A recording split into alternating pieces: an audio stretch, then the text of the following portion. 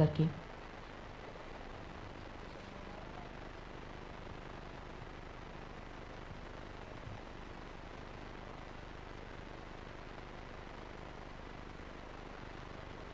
স্মারক উপহার এবং রাজ্যের ঐতিহ্যবাহী রিশার মধ্য দিয়ে সম্মানিত অতিথিবর্গকে, মঞ্চে আসীন অতিথিবর্গকে আমরা বরণ করে নিচ্ছি।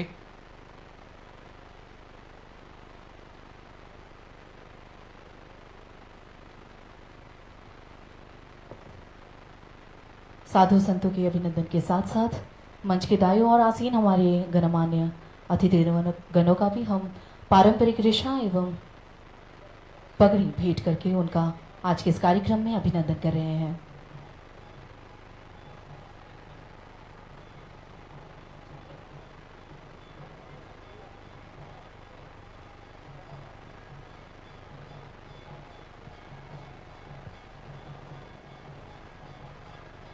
Terterke cini dangshawa cukcak cini narwai shongaceng pagri tai cini tripurani মান মানজাক রিশা ইয়াফারে লাভসলাই দङ।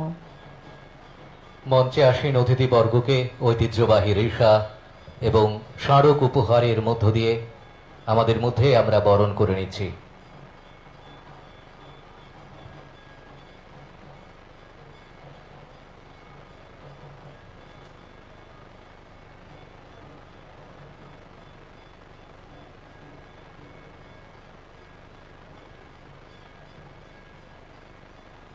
রিশাতাই পাগড়ি রিমানি লগে লগে वो आमा त्रिपुरेश्वरी मन्दिरनि कायसा मानबो बंगनो याफारे तिनि निफान्दाबो लामसुगलाय दङ। फातिजों चतन ताइबे सापाल बाक्साके याफा खरब्लाय चिनि नारबाय संना लामसुलायन।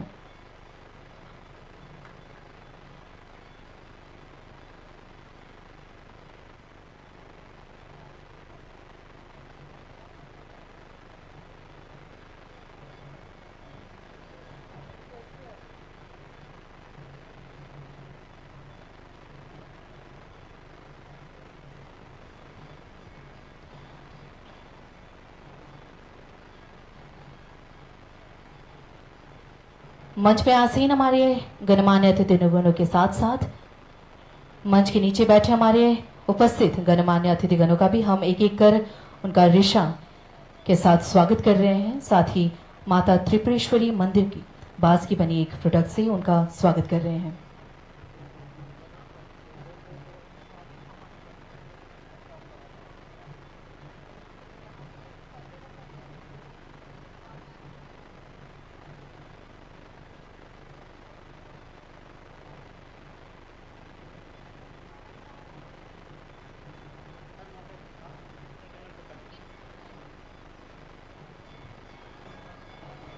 সবাইকে অনেক অনেক ধন্যবাদ। এবারে প্রদীপ প্রজ্বলনের মাধ্যমে আজকের অনুষ্ঠানে শুভারম্ভ করবার জন্য বিনম্রভাবে অনুরোধ রাখছি আজকের অনুষ্ঠানের প্রধান অতিথি উত্তরপ্রদেশের মাননীয় মুখ্যমন্ত্রী শ্রী যোগী আদিত্যনাথজিকে, সেই সঙ্গে প্রদীপ প্রজ্বলনী অনুষ্ঠানে অংশগ্রহণ করবার জন্য অনুরোধ রাখছি রাজ্যের মাননীয় মুখ্যমন্ত্রী প্রফেসর ডাক্তার মানিক সাহা মহোদয় সহ সম্মানিত অতিথিবর্গকেও।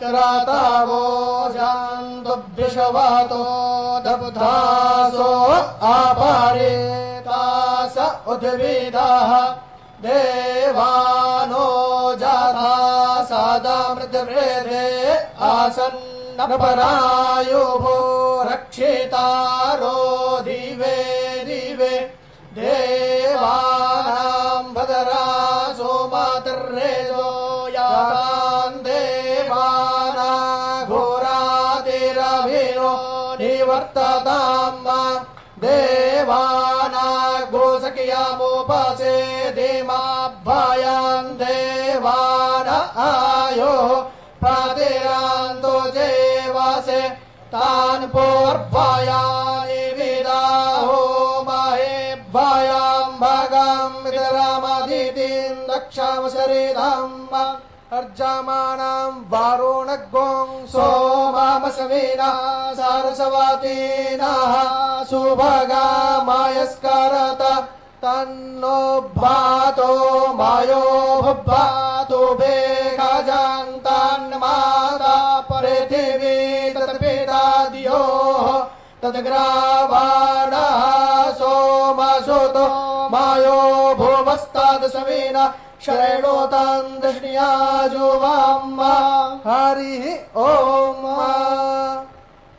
गणमान्य अतिथिगणों का बहुत बहुत आभार इस दीप प्रज्वलन के माध्यम से आज के इस शुभ समारोह का शुभारंभ करने के लिए एवं वैदिक मंगलाचरण के आचार्यों का भी बहुत बहुत आभार इस मंत्रोच्चारण के लिए। এবারে উদ্বোধনী সঙ্গীত পরিবেশন করবেন শান্তিকালী আশ্রমের বিদ্যার্থীরা। Tabukchung lam shumani kasha sa bukhana ni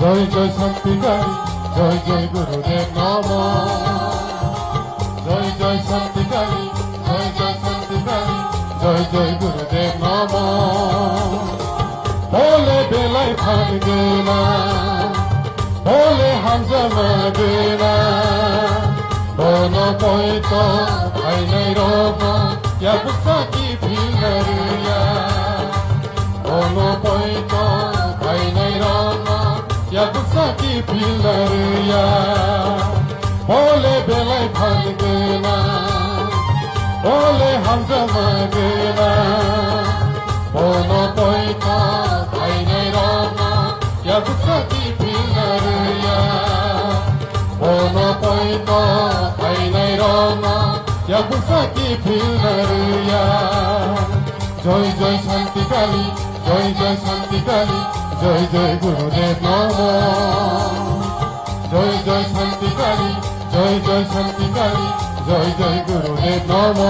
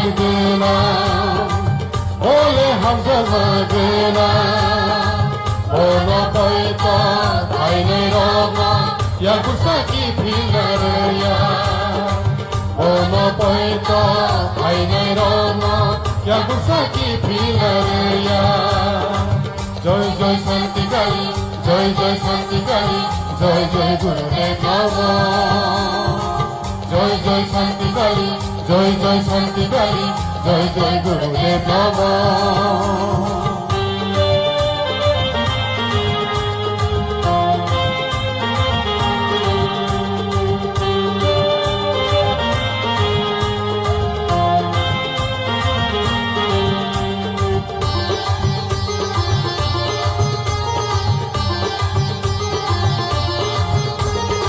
Abay jarana, bole kasrana, leiza jarana, bole lemararo. Abay jarana, bole kasrana, leiza jarana, bole lemararo. Hasan matrike, hasan mama.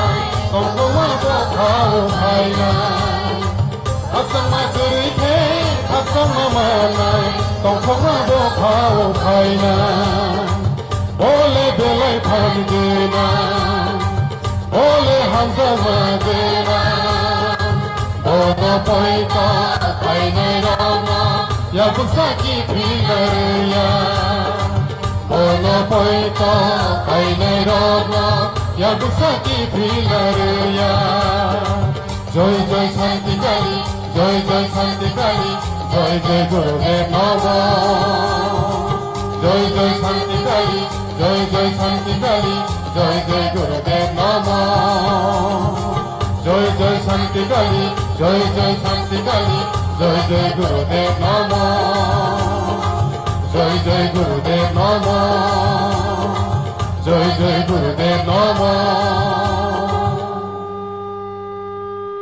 Amarpur Shantikali आश्रम के विद्यार्थियों का बहुत बहुत धन्यवाद इस स्वागत गीत के लिए। अब मैं महंत गयामणि महाराज से निवेदन करूंगी कि वे अपने स्वागत संभाषण के माध्यम से उपस्थित सभी गणमान्य अतिथिगणों का औपचारिक रूप से स्वागत करें।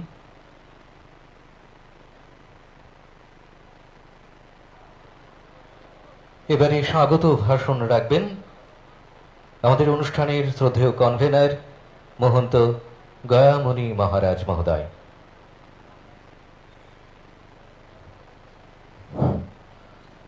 প্রথমে আমি আমার গুরুদেব শান্তিকালীকে কোটি কোটি প্রণাম নিবেদন করি এবং উত্তরপ্রদেশের মাননীয় মুখ্যমন্ত্রী আমাদের এই শান্তিকালী সেবা আশ্রম মন্দির উদ্বোধনে যে উনি মূল্যবান সময়কে আমাদের এখানে ইনভেস্ট করেছেন তার জন্য যুগে যুগে কোটি কোটি প্রণাম। আর আমাদের ত্রিপুরা সরকার মাননীয় মুখ্যমন্ত্রী ডক্টর মানিক সাহাজি আমাদের এই অনুষ্ঠানকে রূপ দেওয়ার জন্য মনে প্রাণে চেষ্টা করে সব দিকে সহযোগিতা করেছেন। উনিকে আমাদের শান্তিকালী আশ্রম তরফ থেকে অশেষ ধন্যবাদ। আর পিডাব্লিউডি ডিডাব্লিউএস আর বিভিন্ন লাইন ডিপার্টমেন্ট আমাদেরকে যেভাবে সাহায্য সহযোগিতা করে এই অনুষ্ঠানকে সাফল্যমণ্ডিত করার জন্য হাত বাড়িয়েছেন তাদেরকে আমাদের আশ্রমের তরফ থেকে অশেষ অশেষ ধন্যবাদ। আর বিভিন্ন প্রান্ত থেকে আগত আমাদের ভক্তবৃন্দ শিষ্য স্বজন মণ্ডলী সবাইকে আশ্রমের তরফ থেকে স্বাগতম। আর মিডিয়া বন্ধুদেরকে আমাদের আশ্রমের তরফ থেকে অশেষ ধন্যবাদ, কেননা আপনাদের মূল্যবান সময়কে নষ্ট করে আমাদের অনুষ্ঠানকে প্রসার করার জন্য এখানে সমবেত হয়েছেন। তার জন্য আপনাদেরকে আমাদের আশ্রমের তরফ থেকে কোটি কোটি প্রণাম।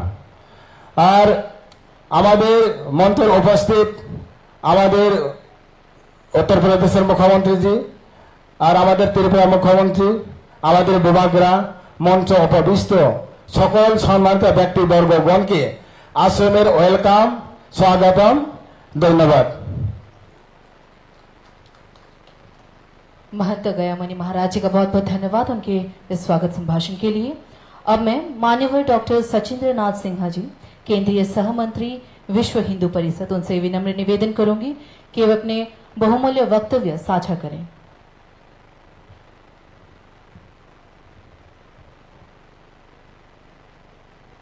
पूज्य संत चरण,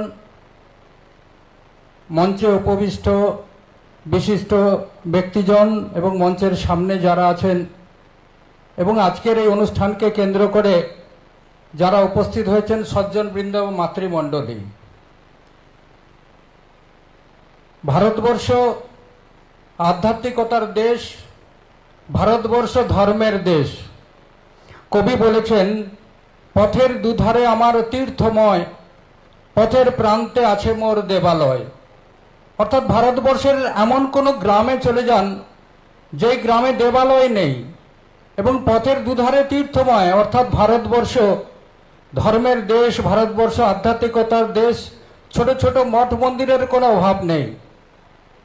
আজকে আমরা এখানে শান্তিকালী মিশনের পক্ষ থেকে যারা এখানে আশ্রমে এখানে এসেছি, সিদ্ধেশ্বরী মায়ের এখানে মন্দিরের উদ্বোধন হয়েছে, এটাও যেইভাবে আজকে আমরা সবাই সমবেত হয়েছি, আমি আশা রাখবো আগামী দিনের এটাও আমাদের একদিন তীর্থক্ষেত্রে পরিণত হবে, অর্থাৎ এই আশ্রম আমাদের কাছে পবিত্র তীর্থ হিসাবে পরিণত হবে।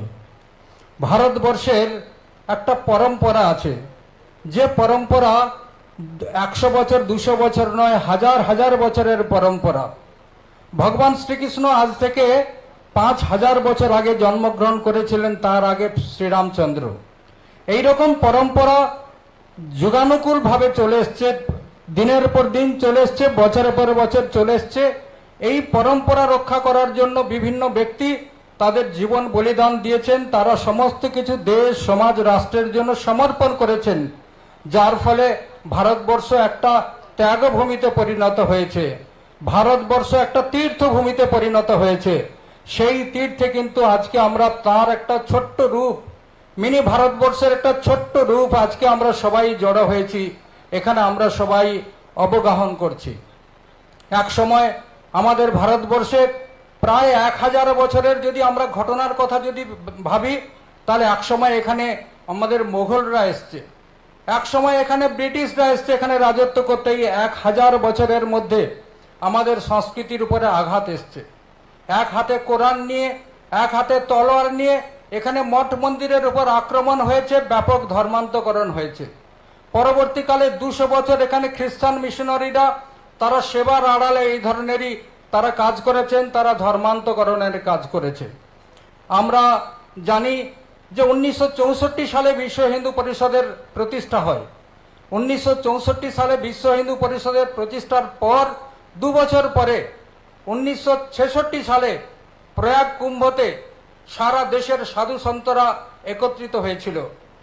তারা একত্রিত হয়ে তারা সমাজ সংস্কারের কথা বলেছেন, যে কথা বলেছেন আজকে সমস্ত পরিবারকে শুদ্ধ হতে হবে, সমস্ত পরিবারকে পবিত্র হতে হবে এবং ধর্মের প্রতি আস্থা, সংস্কৃতির প্রতি আস্থা এবং যারা যে দেবতাকে ভালোবাসুক, যারা যে গুরুর পরম্পরাকে বিশ্বাস করুক, সেই পরম্পরার প্রতি আস্থা রেখে তাদের জীবন পরিচালনা করতে হবে।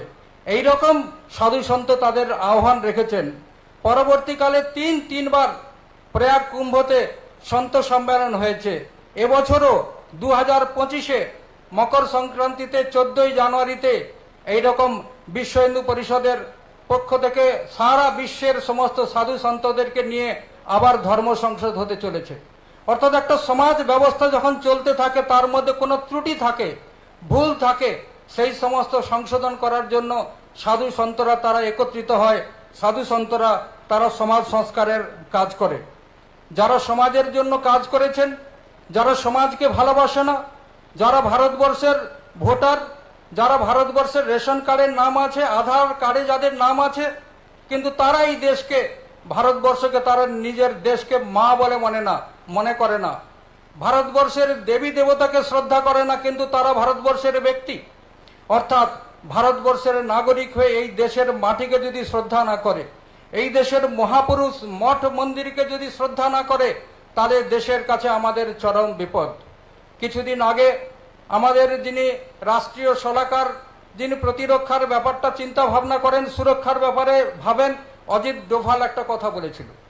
দেশের সুরক্ষার জন্য আমাদের দেশের সেনাবাহিনী যে আছে, তারা সেনাবাহিনী তারা যথেষ্ট সক্ষম, কিন্তু দেশের মধ্যে যারা আছেন, দেশের মধ্যে যারা বসবাস করেন, দেশের যারা নাগরিক, তারা যদি দেশের বিরোধিতা করে, তারা যদি দেশের অপরের বিরুদ্ধে যদি এই ধরনের বিষোদ্গার করতে থাকে, এ আমাদের দেশের পক্ষে চরম বিপদ। অর্থাৎ ঘরের মধ্যে যারা শত্রু আছে, তাদেরকে কিন্তু চিহ্নিত যদি না করতে পারি, তাহলে আগামী দিনের আমাদের রাষ্ট্রীয় সুরক্ষা, দেশ ধর্ম সংস্কৃতি রক্ষার পক্ষে সমূহ বিপদ। আজকে যদি আমরা চিন্তা করি, আজকে যার জন্য আমরা এখানে শ্রদ্ধা সমর্পণ করতে এসেছি, শান্তিকালীন মিশন, শান্তিকালী মহারাজ, তার বলিদান হলো। তিনি তো সমাজসেবার কাজ করেছিলেন, তিনি তো মঠ মন্দির ধার্মিক কাজ করেছিলেন, তিনি তো গরিব দুস্থ সমাজে যারা জনজাতি আছে তাদের সেবা কাজ করেছেন, তাদেরকে গ্রাম থেকে তুলে নিয়ে এসে তাদেরকে শিক্ষিত করার কাজ করেছিলেন, চিকিৎসা স্বাস্থ্য তিনি সেবার কাজ করেছিলেন। তাকে হত্যা করা হলো 2000 সালে। ঠিক তেমনি যদি আমরা চিন্তা ভাবনা করি কান্দামালের কথা, উড়িষ্যাতে কান্দামাল, সেখানে লক্ষ্মণানন্দজি, যিনি কান্দামালের প্রত্যন্ত গ্রাম, যেখানে লোকেরা যেতে পারে না, রাস্তা নেই, কোনো কিছু নেই, সেখান থেকে তিনি কন্যা আশ্রম চালাতেন, সেখান থেকে তিনি গরিব দুস্থদেরকে তিনি সেবা কাজ করতেন। এই ধরনের সেবা কাজ করার ফল জন্মাষ্টমী দিন, শ্রীকৃষ্ণ জন্মাষ্টমী দিন 2008 সালে আশ্রমের মধ্যেই জন্মাষ্টমীর দিন চারজনকে খ্রিস্টান মিশনারিরা সেখানে হত্যা করলো। এইরকম চিন্তা ভাবনা হয়েছে। আমাদের শ্রদ্ধানন্দ বলিদানের কথা আমরা ভাবি, শ্রদ্ধানন্দ যিনি শ্রদ্ধানন্দ তাকেও হত্যা করেছেন একজন মুসলমান। অর্থাৎ আমার একটা কথা মনে পড়ছে, আমি কলকাতার অফিসে বসেছিলাম, কয়েকজন খ্রিস্টান মিশনারি সংস্থা তাদের পক্ষ থেকে আমাদের দেখা করতে এসেছিলেন।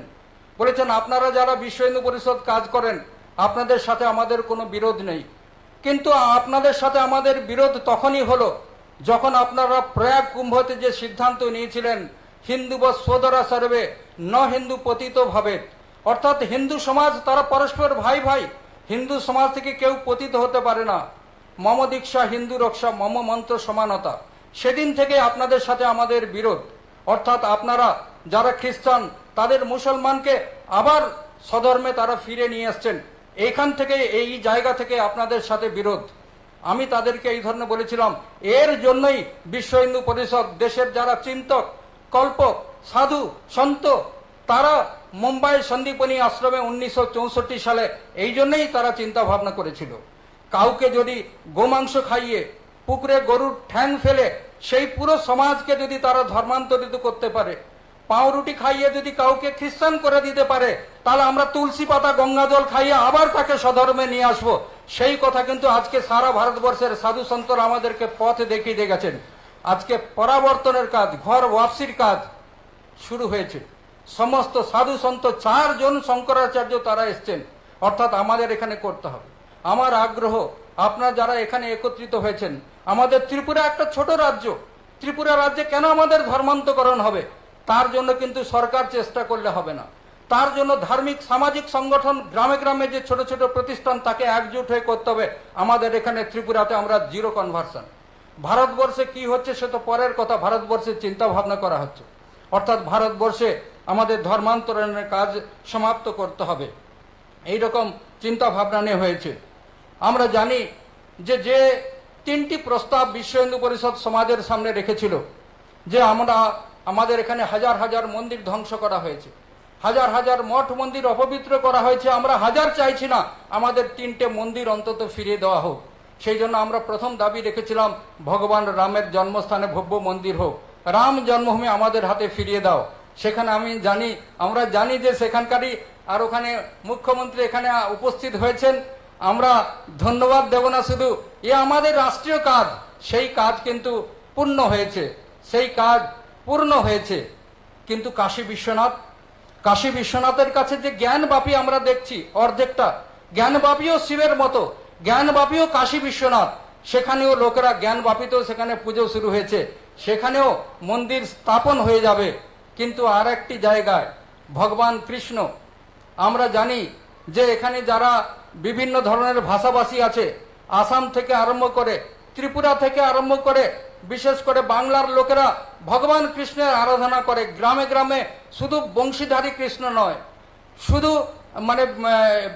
কৃষ্ণের যে আরাধনা যেখানে আমরা করি রাধা কৃষ্ণের শুধু নয়, এখানে সুদর্শন চক্রধারী কৃষ্ণকে আমরা ভুলে গেলে আমাদের চলবে না। সেই সুদর্শন চক্রধারী কৃষ্ণের যেখানে জন্মস্থান সেখানেও মসজিদ।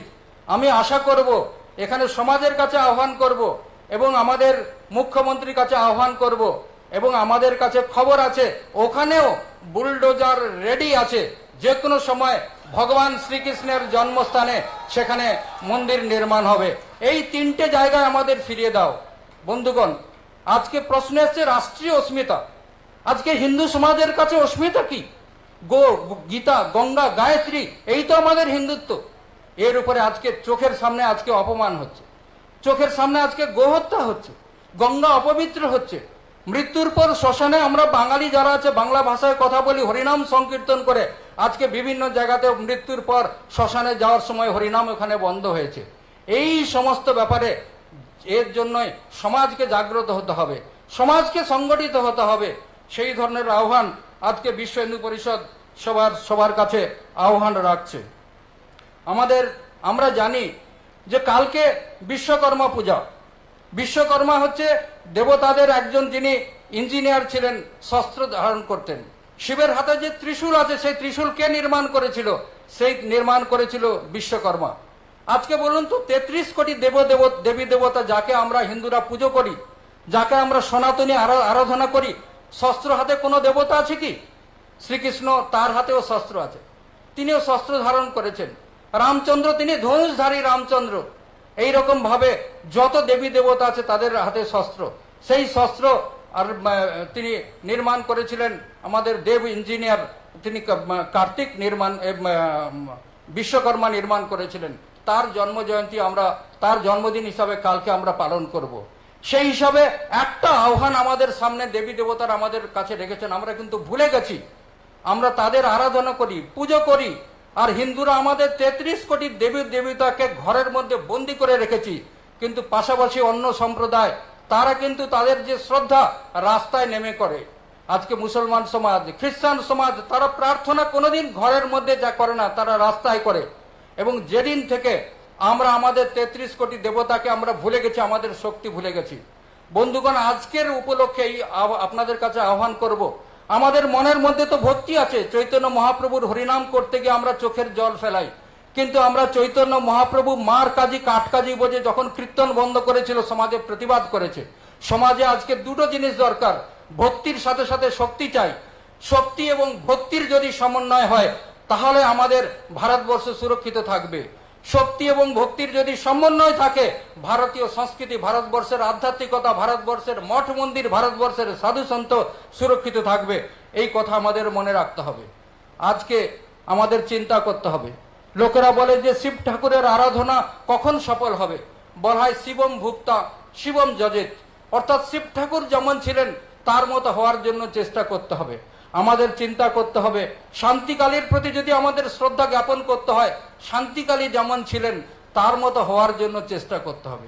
তিনি যে পথ আমাদের দেখিয়ে দিয়ে গেছেন, তিনি যে সাধনার পথ আমাদের দেখিয়ে দিয়ে গেছেন, তিনি যে সমাজ সেবার কাজ আমাদেরকে দেখিয়ে দিয়ে গেছেন, সেই কাজ কিন্তু যদি আমরা করতে পারি, তাহলেই সত্যিকারের শান্তিকালীর প্রতি শ্রদ্ধা জানানো হবে। আজকে শুধু মন্দির নির্মাণ নয়, মন্দির আজকে ভারতবর্ষের কোনো অভাব নেই।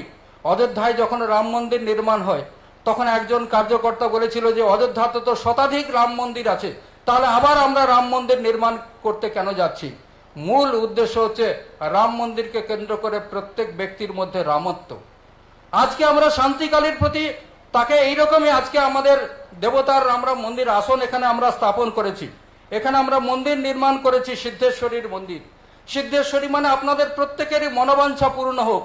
প্রত্যেকের মনোবাঞ্ছা তখনই পূর্ণ হবে আমরা স্বামীজির মতো হওয়ার জন্য চেষ্টা করব, শান্তিকালীর মতো হওয়ার চেষ্টা করব। আজকে এই কম সময়ের মধ্যে আপনাদের কাছে আমি একটা অনুরোধ রাখবো, একটা অনুরোধ এইরকম, আপনারা সবাই ভালো থাকুন, সুস্থ থাকুন। দেশের কথা, সমাজের কথা, রাষ্ট্রের কথা যদি আমরা না ভাবি, তাহলে দেশ সমাজ রাষ্ট্র চলবে না। আমরা আমাদের পরিবারের কথা যদি না ভাবি, আমাদের পরিবার চলবে না। সমাজের কথা যদি না ভাবি, সমাজ চলবে না। দেশ, সমাজ, রাষ্ট্র নির্মাণের জন্য একটা যোগসূত্র তিনি শান্তিকালী করেছিলেন। তিনি বিশ্ব হিন্দু পরিষদের সেতুবন্ধনের কাজ করেছিলেন। আমাদের অনেক প্রোগ্রামে তার সাথে দেখার সৌভাগ্য হয়েছিল। আজকে এখানে চিত্তরঞ্জন মহারাজ আছেন, স্বামীজি আছেন, উনি আমাদের কার্যক্রমের মধ্যে এই ধরনের সমাজকে ব্যক্তির সঙ্গে যুক্ত করা, সমাজকে রাষ্ট্রের সঙ্গে যুক্ত করার যে কাজ করেছেন, সেই পথকে সুগম করুন। আর আমরা আশা রাখবো সেখানে মাতাজির আশীর্বাদ আর এখানে সবার উপর বর্ষিত হোক। সবাই ভালো থাকুক, সুস্থ থাকুক, এই প্রার্থনা করে আমার বক্তব্য সমাপ্ত করছি। অনেক অনেক ধন্যবাদ মহোদয়কে। এবারে আমাদের উদ্দেশ্যে কিছু বলবার জন্য বিনম্রভাবে অনুরোধ রাখছি মহারাজা প্রদ্যোৎ বিক্রম কিশোর মাণিক্য মহোদয়কে।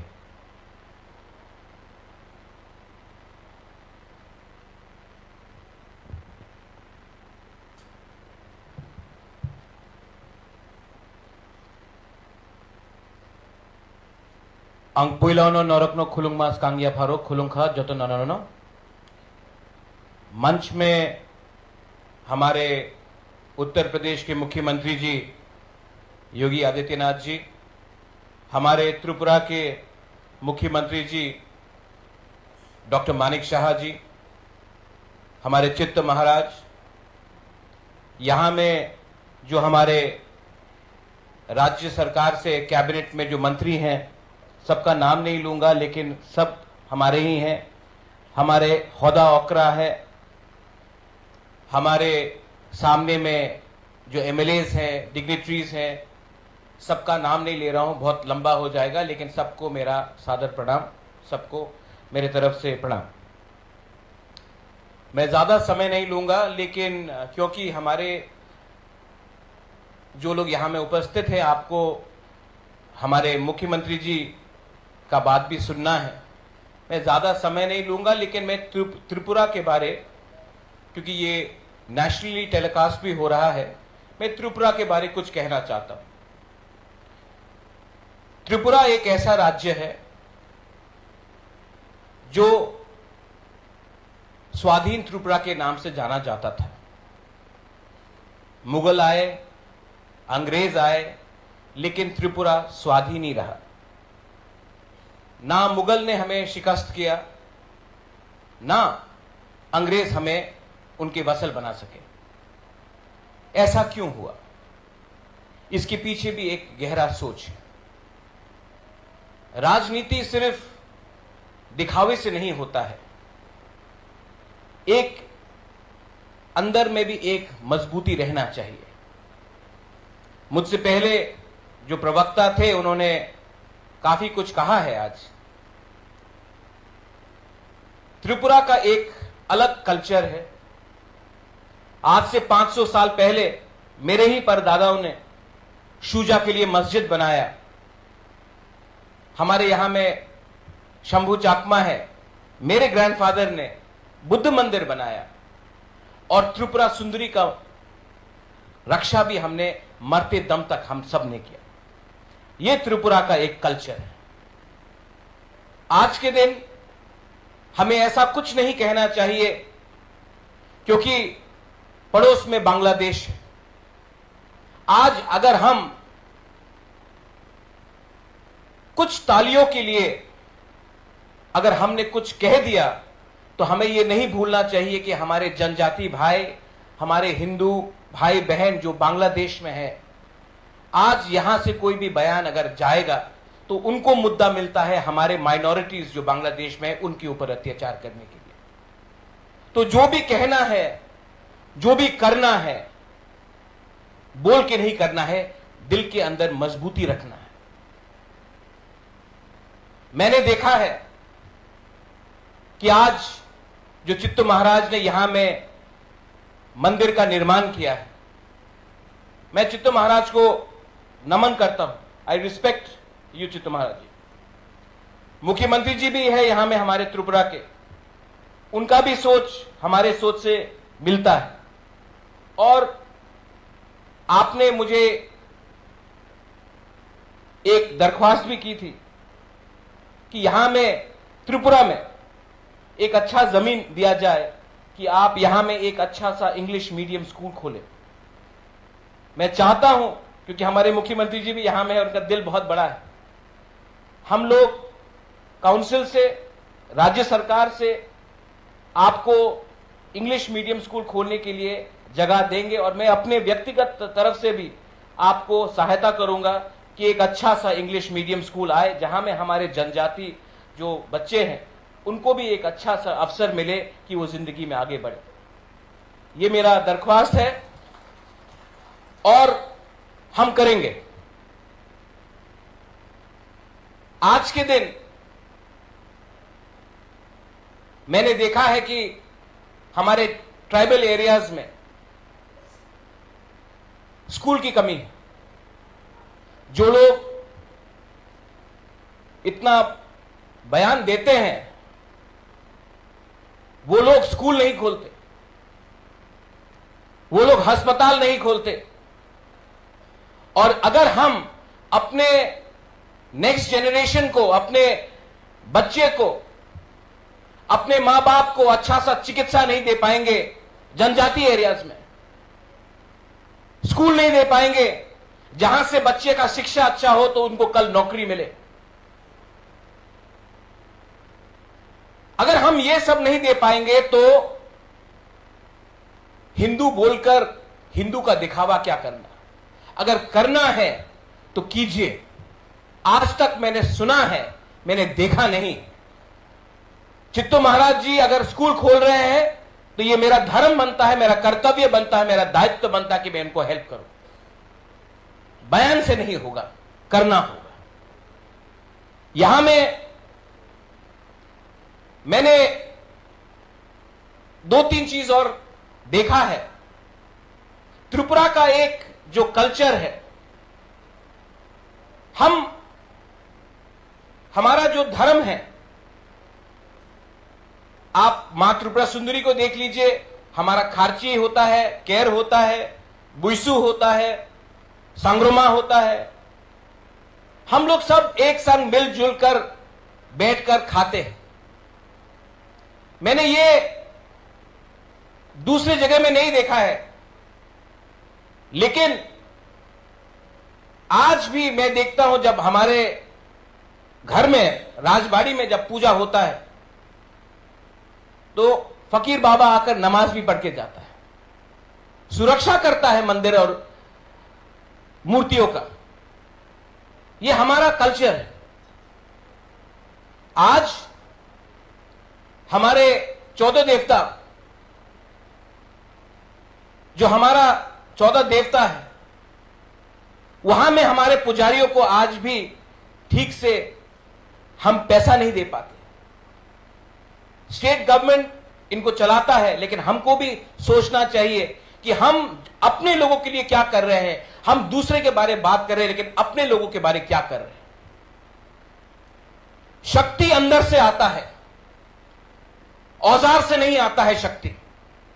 और यही बात मैंने हमारे उग्रपंथी को कहा, औजार से शक्ति आप दिखा सकते हैं, लेकिन असली शक्ति अंदर से आता है। और वो शक्ति होता है, आप विचार करें, आप सोचें कि अगर देश को आगे बढ़ाना है, राज्य को आगे बढ़ाना है, तो हिंसा से कुछ नहीं होगा। देश को अगर आगे बढ़ाना है, शिक्षा से कुछ मिलेगा, चिकित्सा से मिलेगा, व्यवस्था को बदलना पड़ेगा। और अगर व्यवस्था को बदलना है तो सबसे पहले हमको अपने अंदर झांक के देखना पड़ेगा कि हम में क्या कमियां हैं। आज हमारे अंदर लालच है, आज हम कमजोर क्यों हुए हैं? लालच के लिए, ईगो के लिए, जलन है। और अगर हम अपने गरीब भाई बहन जो गांव में रहते हैं उनके बारे सोच नहीं सकते हैं, तो ये पद, ये पोस्ट, ये सिंहासन पूरा जिंदगी नहीं रहता है। ये मैं जानता हूं, मैंने देखा है। तो हमारा दायित्व, कर्तव्य बनता है कि हम अपने लोगों के बारे चिंता करें, उनके लिए हम उनका भविष्य अच्छा बनाएं। यहां में हमारे मंत्री हैं, सब लोग बैठे हैं। मैं जानता हूं कि मुख्यमंत्री के साथ आप लोग काम कर रहे हैं, लेकिन काम को हमको आगे और बढ़ाना है। और मैं आशा करता हूं कि आप हमारे मुख्यमंत्री का हाथ को और मजबूत करेंगे। मैं करूंगा, आपको भी करना होगा, क्योंकि हमें अगर राज्य को आगे बढ़ाना है, अगर राज्य को आगे बढ़ाना है तो हमको सबका साथ सबका विकास करना पड़ेगा। और सबका साथ सबका विकास अगरतला से भी बाहर होना चाहिए। और मैंने देखा है कि हमारे उत्तर प्रदेश के मुख्यमंत्री जी आए हैं। मैंने उनसे कहा कि मुझे समय दीजिए, मेरे माता जी जो राजमाता है वो आपसे मिलना चाहते हैं। त्रिपुरा में भी अपना, बनारस में त्रिपुरा घाट है। ये त्रिपुरा का महाराजा था जिसने बनारस हिंदू यूनिवर्सिटी में योगदान दिया। हम लखीमपुर खेरी से आते हैं, मेरी मां, वहां में भी मंदिर है, वो भी हम चाहते हैं कि आप देखभाल कीजिए, क्योंकि मंदिर का अगर कोई देखभाल नहीं करेगा तो मूर्ति रखकर मंदिर का चलाना क्या मतलब बनता है। मैं चाहता हूं कि आप उनका जिम्मेवारी ले। आज बांग्लादेश में भी हमारे बहुत मंदिर हैं, आज उनका देखभाल कोई नहीं कर रहा है। मुझे चिंता वहां का भी है। हमारे जो अल्पसंख्यक हैं वहां में, उनके बारे भी हमें चिंता है और हमें आने वाले दिन में सोचकर समझकर कुछ कदम लेना चाहिए जिसमें हमारे अल्पसंख्यक हिंदू बंगाली हो, ट्राइबल हो, चकमा हो, बुद्धिस्ट हो, क्रिश्चियंस हो, उनका भी सुरक्षा मिलना चाहिए बांग्लादेश में। The idea of India is created with सबका साथ सबका विश्वास। The idea of India is that of a culture, of a civilization. A civilization cannot be equated with your diet. यहां में हमारे पुजारी लोग पाठा मांसो खाते हैं, मच्छी खाते हैं, कहीं और में कुछ और होता है। हर हिंदू धर्म में भी बहुत अलग अलग कल्चर्स हैं। हम लोग मां काली का पूजा करते हैं। मैं जब साउथ इंडिया में जाता हूं वहां में कुछ और है। हिंदू धर्म को आप एक नजरिए से नहीं देख सकते हैं, अलग अलग नजरिए से देखना पड़ता है। इसके लिए तो इतने देवता हैं। जब मैं नेपाल जाता हूं वहां में अलग रकम का एक आयोजन होता है। तो हमें अपना धर्म को समझना चाहिए, उसके बाद हमें समझाना चाहिए। हमेशा क्या होता है, मैंने देखा है, विनाशकाल विपरीत बुद्धि। हम खुद तो नहीं समझ पाए लेकिन दूसरे को समझने के लिए हम रास्ता दिखाते हैं। मैं अनुरोध करता हूं हमारे चित्त महाराज को कि मंदिर में आप सबका स्वागत कीजिए। जब मंदिर में हम आएंगे, जब हम मंदिर को देखेंगे, जब भोग सबको मिलेगा, तभी ईश्वर का आशीर्वाद हमारे ऊपर आएगा। ये परंपरा है त्रिपुरा का। यहां में जाति जनजाति हम सब ईश्वर का प्रार्थना भी करते हैं और हम सबको शांति का मतलब भी समझना चाहिए। आखिर में मैं सबका धन्यवाद करना चाहता हूं। आप लोग जिन्होंने ऑर्गेनाइजिंग कमेटी से आपने मुझे यहां में निमंत्रण दिया, आपने इतना आदर दिया, मैं सबको धन्यवाद कहना चाहता हूं। आई लव यू। आपने इतना प्यार मुझे जो दिया है, मैं इस मंच में बैठा हूं, ये आपका प्यार है। ये सत्ता का पावर नहीं है, ये आपका प्यार है और ये मैं समझ सकता हूं, मैं महसूस भी कर सकता हूं। यहां में हमारे जो चांताइज है, होदा है, ओकरा है, चौधरीज है, हमारे जो समाजपति हैं, मैं आपको भी, आप लोगों को बहुत लोग भूल जाते हैं, बुबागरा आपको नहीं भूलेगा, हमेशा आपको आदर करेगा। आप लोगों के लिए ही, ये आप लोगों के लिए ही हम लोग यहां में हैं। हम अपना जड़ को पहचानते हैं। We know our roots, we know our culture, and we will preserve and protect our culture, but we will not destroy other people's lives. ये मेरे मां बाप ने मुझे समझाया, मेरे मां ने समझाया, मेरे पिताजी ने समझाया कि धर्म को सुरक्षा करो लेकिन किसी के ऊपर आक्रमण मत करो। आपका ताकत, आपका शक्ति अंदर से मिलेगा, औजार से नहीं मिलेगा। यही मैं कहकर सबको बेलाय बेलाय नो हमबाय खुलुंखा, I love you and God bless everyone. Belaino Hambai. Thank you.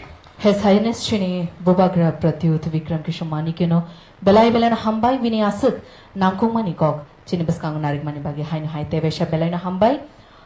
अब मैं आज के इस भव्य समारोह के विशेष अतिथि त्रिपुरा राज्य के जनप्रिय मुख्यमंत्री डॉक्टर प्रोफेसर मानिक शाह जी से निवेदन करूंगी कि वे आए और अपना बहुमूल्य वक्तव्य हमारे साथ साझा करें।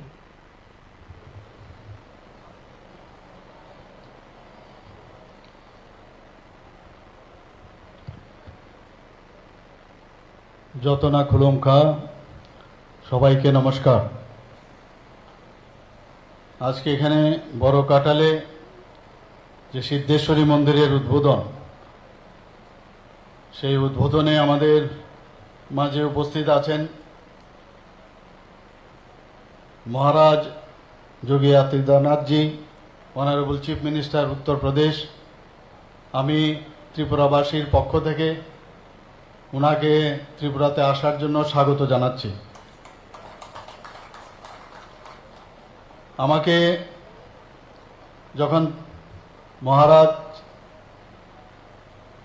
চিত্ত মহারাজজি আমাকে বললেন যে আপনি একটু কথা বলুন মহারাজজির সাথে, আমাদের উত্তরপ্রদেশের সিএম সাহেবের সাথে, আমি দুবার ওনার সাথে কথা বলি। দুবার তারিখ পরিবর্তন হয়েছিল। শেষ পর্যন্ত উনি বললেন যে আমি 17-18 তারিখের যে কোনো একটা দিন আমি আসব, আপনি যদি অ্যাভেলেবল থাকেন তাহলে আমরা ওই টাইমে আমরা ফিক্স করে নেব। পরবর্তী সময় আবার চিত্ত মহারাজজি আমাকে বললেন যে এটা কমিউনিকেশনের গ্যাপ হচ্ছে, আপনি আবার কথা বলুন। আমি আবার ওনার সাথে কথা বললাম, বলার পরে শেষ পর্যন্ত 16 তারিখ উনি ঠিক করলেন। আর যেরকম কথা সেরকম কাজ। আজকে সকালবেলায় আজকে ত্রিপুরাতে উনি এসছেন, এর জন্য ওনাকে অসংখ্য অসংখ্য ধন্যবাদ আমি জানাচ্ছি। আমাদের মাঝে উপস্থিত আছেন ত্রিপুরার বুবাগ্রা অফ ত্রিপুরা যাকে বলে, এত সুন্দরভাবে উনি বক্তব্য সবসময় রাখেন, এত সুন্দর বক্তব্য রাখেন মহারাজ প্রদ্যোৎ কিশোর মাণিক্য বাহাদুর আমাদের মাঝে উপস্থিত আছেন। আমি বসে বসে শুনছিলাম এত সুন্দরভাবে উনি আমাদের বিশ্ব হিন্দু পরিষদের উনি কেন্দ্রীয় সহমন্ত্রী, এত ভালোভাবে এত সুন্দরভাবে উনি বক্তব্য রাখলেন, সত্যি আমি অভিভূত। ডক্টর শচীন্দ্রনাথ সিংহ মহোদয় আমাদের মাঝে উপস্থিত আছেন। আপনারা সবাই জানেন রাজ্যসভার কিছুদিন আগে মেম্বার অফ পার্লামেন্ট হয়েছেন শ্রী রাজীব ভট্টাচার্য মহোদয়। তাছাড়া আমাদের মাঝে উপস্থিত আছেন মহাত্মা মহারাজ গামিনী জমাতিয়া মহোদয়। আর যার কারণে আজকে আমাদের সবার এখানে আসা, এত সুন্দর একটা ভব্য মন্দির এখানে তৈরি করেছেন উনার প্রচেষ্টায় পদ্মশ্রী চিত্তরঞ্জন মহারাজজি। আমাদের মাঝে এখানে উপস্থিত আছেন আমাদের ক্যাবিনেট সমস্ত মিনিস্টারগণ, এমএলএরাও এখানে উপস্থিত আছেন, আমাদের এমডিসিরাও এখানে উপস্থিত আছেন, চেয়ারম্যান পিএসইউর এবং বিভিন্ন মন্দির আশ্রমের যারা এখানে উপস্থিত আছেন, সাধুসন্তগণ এবং সমাজপতিগণ যারা এখানে জনজাতির সমাজপতিগণ এখানে উপস্থিত আছেন। বুবাগ্রাজি খুব আপনাদের সম্মান করেন, আমরাও আপনাদেরকে সম্মান করি। তাছাড়া বিভিন্ন লাইন ডিপার্টমেন্টের আমাকে যখন বলা হয়েছে এরকম একটা এখানে আশ্রম প্রতিষ্ঠিত হবে, তো চিত্ত মহারাজজি যখন বলল, আমি সাথে সাথে ইঞ্জিনিয়ারকে বললাম রাস্তা করবার জন্য এবং যা যা দরকার এখানে সেটা যেন করা হয়। টেন্ডারের জন্য আপনি চিন্তা করবেন না, আপনি করুন, দেখা যাবে। এবং তা যেমন কথা তেমনি ওনারা কিন্তু সবাই কাজে লেগে গেল এবং তারাও এখানে উপস্থিত আছেন এবং এই এলাকার গুণীজনেরা এবং বিশিষ্ট ব্যক্তিবর্গ, সাংবাদিক বন্ধুরা, সবাইকে আমি হার্দিক অভিনন্দন ও শুভেচ্ছা জানাই। বেশি কথা বলবো না, কারণ যার কথা শোনার জন্য আপনারা এখানে বসে আছেন আমাদের উত্তরপ্রদেশের মাননীয় মুখ্যমন্ত্রীজির, আমি 2-4টি কথা বলেই আমার বক্তব্য শেষ করব। অনেক কথা হয়েছে, আপনারা শুনেছেন। আমি গুরুদেব শ্রী শ্রী শান্তিকালীর যে ঐশ্বরিক আশীর্বাদ এবং স্বামী চিত্তরঞ্জন মহারাজের যে অক্লান্ত পরিশ্রম, যে কারণে আজকে যেভাবে উনি ত্যাগ ও নিষ্ঠার যে উৎসর্গতার যে প্রকাশ আজ এই মন্দিরের উদ্বোধনের মাধ্যমে সেটা কিন্তু আমরা দেখতে পাচ্ছি। আমরা ত্রিপুরাতে প্রায় 35 বছর আমরা দেখেছি যাদের রাজত্বকালে ত্রিপুরাতে একটা নাস্তিকের পরিবেশ এখানে তৈরি হয়েছিল। মনে হচ্ছিল ভগবান আছে কি নাই, এরকম একটা অবস্থা হয়েছিল। অথচ আমাদের তো আছে, আমাদের যারা পূর্বপুরুষরা তারাও দেখেছেন, কেন আলোচনা হয়েছে, চারিদিকে মন্দির, আমরা মন্দিরে যাই, পূজা অর্চনা করি, কিন্তু এরকম একটা বাতাবরণ করেছে যারা ঈশ্বরকে বিশ্বাস করে না, নিজেদের নাস্তিক, তো সমস্ত মানুষকেই একটা নাস্তিকের পরিবেশ এখানে তৈরি করেছিল। কিন্তু আমাদের মাননীয় প্রধানমন্ত্রী নরেন্দ্র মোদীজি এটা আমাদের বিশ্বাস করতে হবে, মানতে হবে। যখন উনি দায়িত্বভার সামলালেন, সারা ভারতবর্ষের মধ্যে আবার যেন একটা আস্তিকের যে পরিবেশ সেটা কিন্তু তৈরি হয়েছে। আমরাও সেই দিশায়, ত্রিপুরা সরকারও আমরা সব জায়গায় চেষ্টা করছি, যে কারণে আজকে এত সুন্দর একটা ভব্য কার্যক্রম এবং এত বড় একটা সুন্দর একটা মন্দির এখানে প্রতিষ্ঠিত হয়েছে। আমাদের এখানে পর্যটনের ক্ষেত্রে বাইরের থেকে মানুষ আসে, ত্রিপুরা সুন্দরী মন্দির দর্শনে আসেন, কসবা মন্দিরে আসেন, 14 দেবতার মন্দিরে যান, এরকম অনেক মন্দির ত্রিপুরাতে আছে। কিন্তু আমি আশা করব আগামী দিন এই যে মন্দির এখানে সিদ্ধেশ্বরী মন্দির এখানে প্রতিষ্ঠিত হয়েছে, এটাও পর্যটকদের কাছে একটা মানে পর্যটনের একটা আশ্রয়স্থল হবে। আমি নিশ্চিত যে আগামী দিন সেইভাবে সেটা এখানে হবে। আমি আজকের যে বর্তমান যে পরিস্থিতি ত্রিপুরাতে আপনারা জানেন, একটা সময় ছিল 35 বছরে একদিকে যেমন নাস্তিকের পরিবেশ, আরেক দিকে উচ্ছৃঙ্খলতার পরিবেশ আমরা দেখেছি। কোথায় কোথায় বন্দুকের নল থেকে শক্তি, এইসব আমরা শুনতাম। আমরা সবাই জানি, দেখেছি কি অবস্থা হয়েছিল। ইয়াং জেনারেশনকে পর পর 2-3টে জেনারেশন আমরা আমাদের চোখের সামনে দেখেছি, তারা কিন্তু তাদের যে কাজ দেশের জন্য করা, রাজ্যের জন্য যে করা উচিত তারা করতে পারেনি। এই মাননীয় প্রধানমন্ত্রীজি আসার পর এবং আমাদের যে সরকার এখানে প্রতিষ্ঠিত হওয়ার পর আপনারা দেখছেন যে আমরা কিন্তু এখন একটা আস্তিকের পরিবেশ এখানে নিয়ে এসেছি। মানুষ বুঝতে পারছে ভগবান ছাড়া কিচ্ছু হবে না, যে যাই বলুক। ভিডিও অলরেডি তৈরি আছে, সব তৈরি আছে, খালি এটাকে মাঝে মাঝে দেখানো। কোথায় কে যাবে, কার কি হবে, মানুষের কি উন্নতি হবে, কিভাবে রাজ্যের উন্নতি হবে, সেটা কিন্তু সব তৈরি, খালি ভিডিও দেখানো সেটা বাকি। কাজে আস্থা আমাদের রাখতে হবে, বিশ্বাস আমাদের রাখতে হবে, আমাদের ঈশ্বরের প্রতি আমাদের বিশ্বাস রাখতে হবে। আমি আজকের বিশেষ করে চিত্ত মহারাজজি যেভাবে কাজ করেন এখানে, সত্যি আমার গর্বে বুক ফুলে ওঠে যে এরকম একজন মহারাজ আমরা ত্রিপুরাতে আমরা পেয়েছি। উনার যেভাবে উনি কাজ করেছেন, বিভিন্ন হোস্টেল ছেলেদের জন্য হোস্টেল নিয়ে পড়াশোনার জন্য যাতে ঠিকভাবে পড়াশোনা করতে পারেন, স্কুল করেছেন, হোস্টেল করেছেন, খাওয়া দাওয়ার ব্যবস্থা করেছেন, বইপত্রের ব্যবস্থা করেছেন। আমি উনার আশ্রমেও গেছি, সেখানেও আমি দেখেছি অমরপুরের এখানে। তো সব জায়গায় উনি যা দরকার মানুষের জন্য এখানেও সেই চিন্তা ভাবনা উনি করেছেন।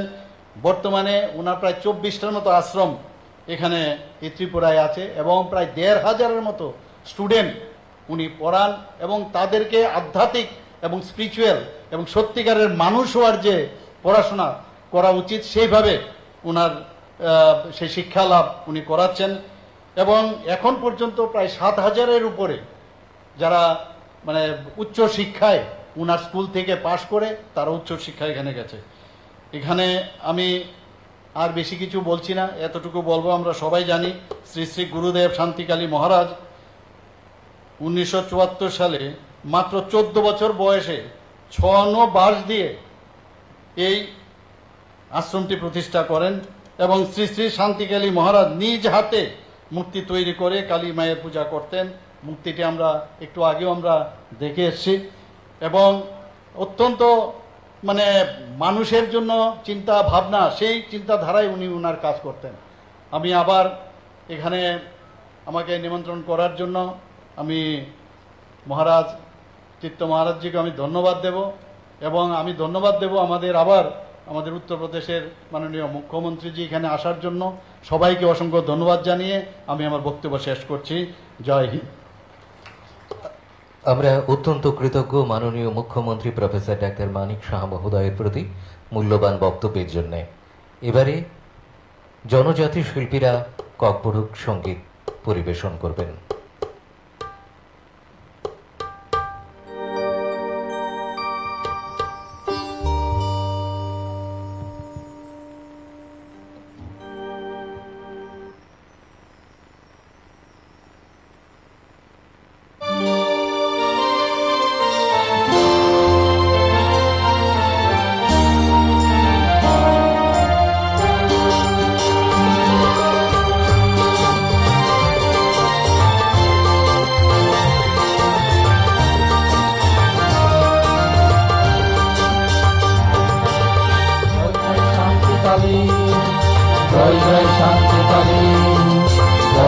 শান্তি কালী, জয় জয় শান্তি কালী, জয় জয় শান্তি কালী, জয় জয় শান্তি কালী, জয় জয় শান্তি কালী, জয় জয় শান্তি কালী।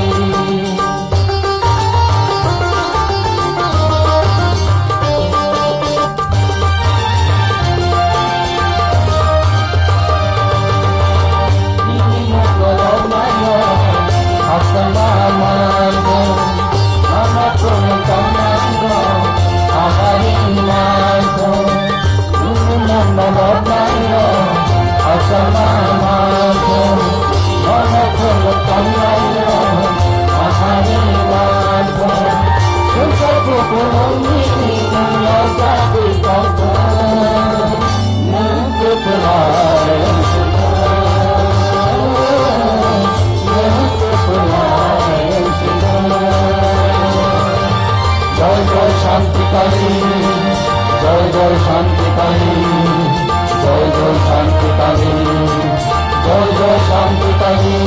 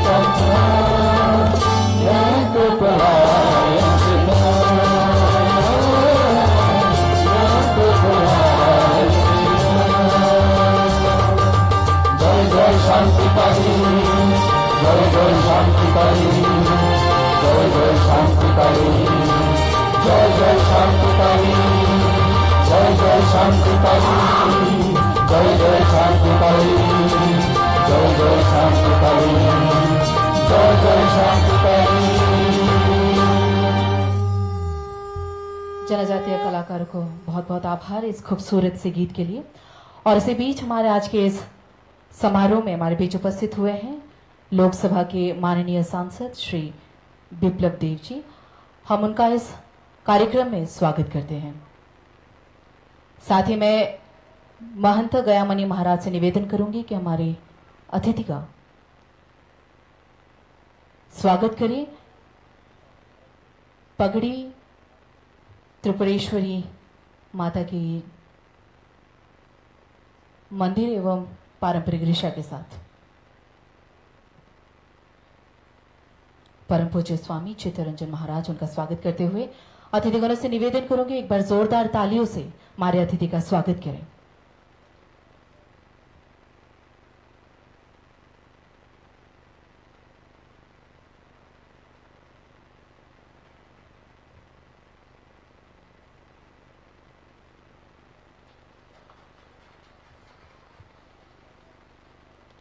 लोकसभा सांसद श्री विप्लव कुमार देव जी का आज के इस कार्यक्रम में बहुत बहुत अभिनंदन। उपस्थित अतिथिगण, मुहूर्त हो चला है उस व्यक्ति को सुनने का जिसके लिए हम सुबह से यहाँ सब प्रतीक्षामर थे। मैं हमारे आज के इस भव्य समारोह के उद्घाटनकर्ता एवं मुख्य अतिथि उत्तर प्रदेश राज्य के लोकप्रिय मुख्यमंत्री श्री योगी आदित्यनाथ जी से विनम्र निवेदन करूंगी कि वे आए और अपना बहुमूल्य वक्तव्य से हम सभी का प्रोत्साहन बढ़ाए। এবারে আমাদের বক্তব্যের আলোকে ধন্য করবেন উত্তরপ্রদেশের মাননীয় মুখ্যমন্ত্রী শ্রী যোগী আদিত্যনাথ জি।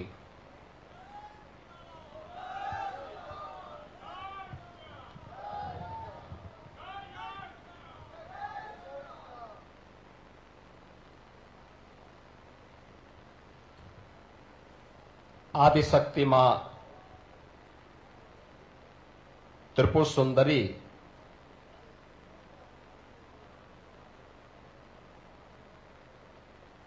की कृपा का क्षेत्र त्रिपुरा के इस पश्चिमी क्षेत्र में आयोजित आज के इस समारोह में त्रिपुरा के माननीय लोकप्रिय मुख्यमंत्री डॉक्टर मानिक साहा जी, इस संपूर्ण कार्यक्रम के आयोजक और संयोजक, जिनकी सेवाओं के लिए प्रधानमंत्री मोदी जी ने उन्हें भारत सरकार की ओर से पद्म पुरस्कार से सम्मानित किया है, ऐसे पूज्य संत श्री चित्तरंजन महाराज जी, आज के इस समारोह में उपस्थित लोकसभा के हमारे माननीय सांसद और इस क्षेत्र के यहां के लोकसभा के त्रिपुरा से माननीय सांसद पूर्व मुख्यमंत्री श्री विप्लव देव जी, राज्यसभा के माननीय सांसद और भारतीय जनता पार्टी के त्रिपुरा स्टेट के अध्यक्ष श्री राजीव भट्टाचार्य जी,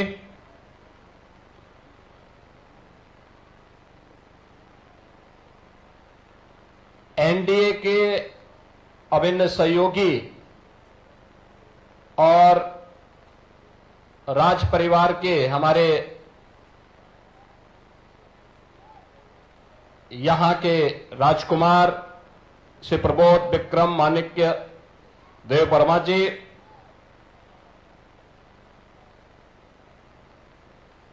मंच पर उपस्थित हमारे सभी पूज्य संत चरण,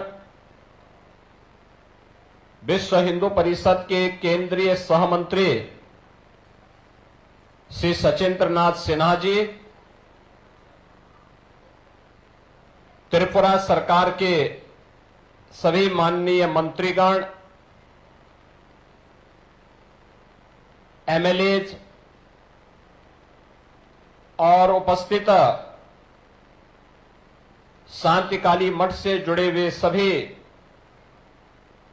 उपस्थित भक्तगण, शुभचिंतकगण, अतिथिगण और उपस्थित बहनों और भाइयों,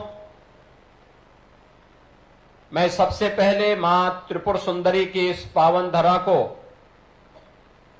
कोटि कोटि नमन करते हुए इस पूरे कार्यक्रम के आयोजक और संयोजक श्री चित्त महाराज को अभिनंदन करता हूं, उनका धन्यवाद करता हूं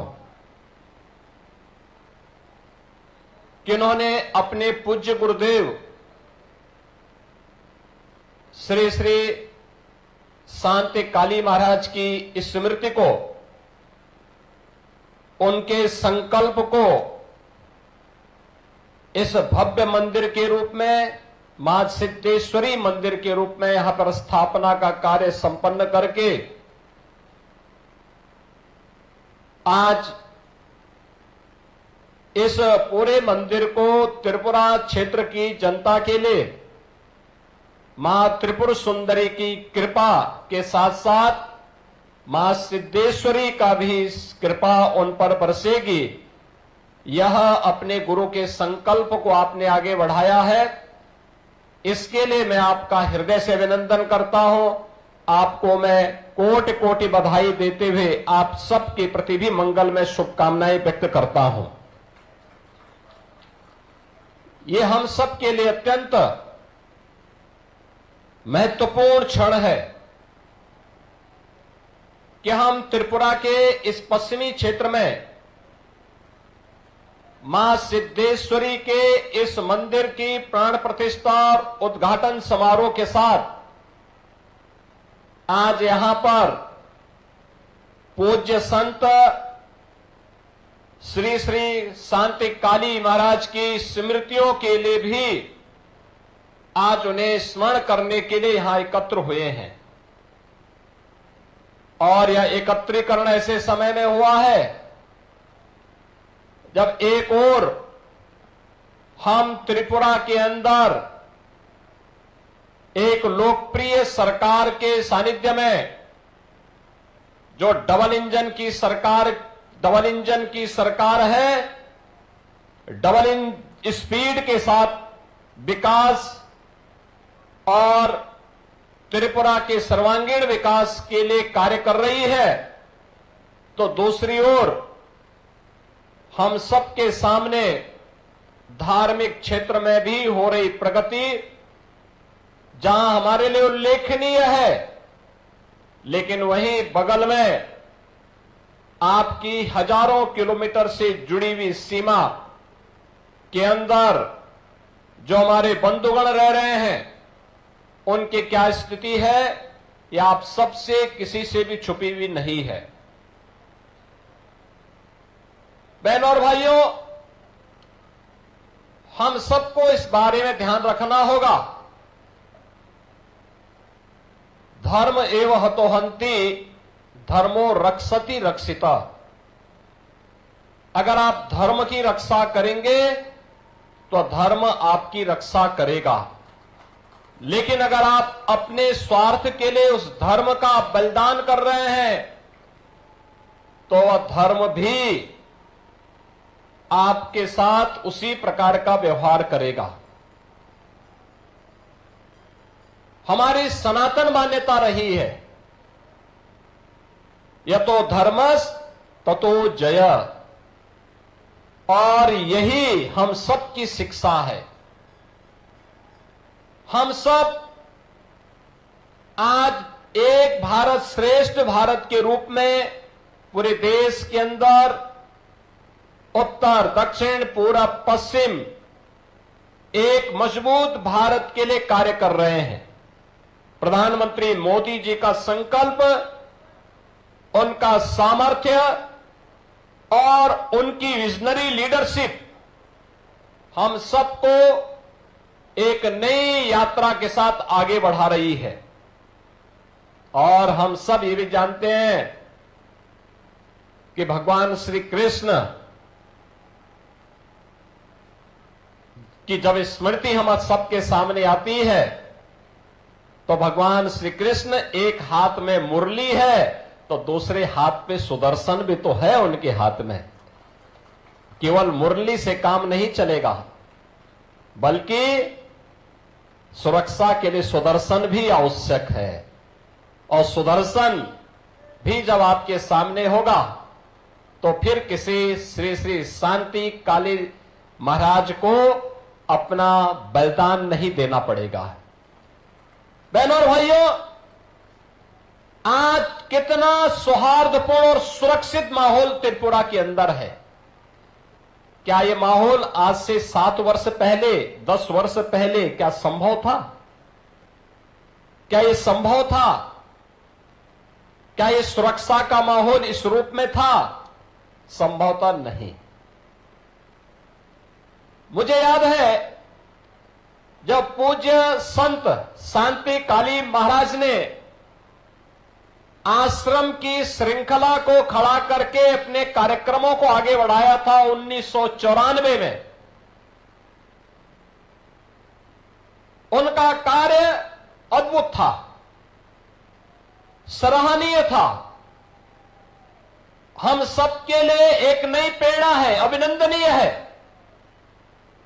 और शांति काली महाराज ने उस समय जो संकल्प लिए थे, आज चितरंजन महाराज उस कार्यक्रम को मजबूती के साथ बिना रुके, बिना डिगे, बिना थके कार्य कर रहे हैं। और इसीलिए तो भारत सरकार भी आज आपका अभिनंदन कर रही है।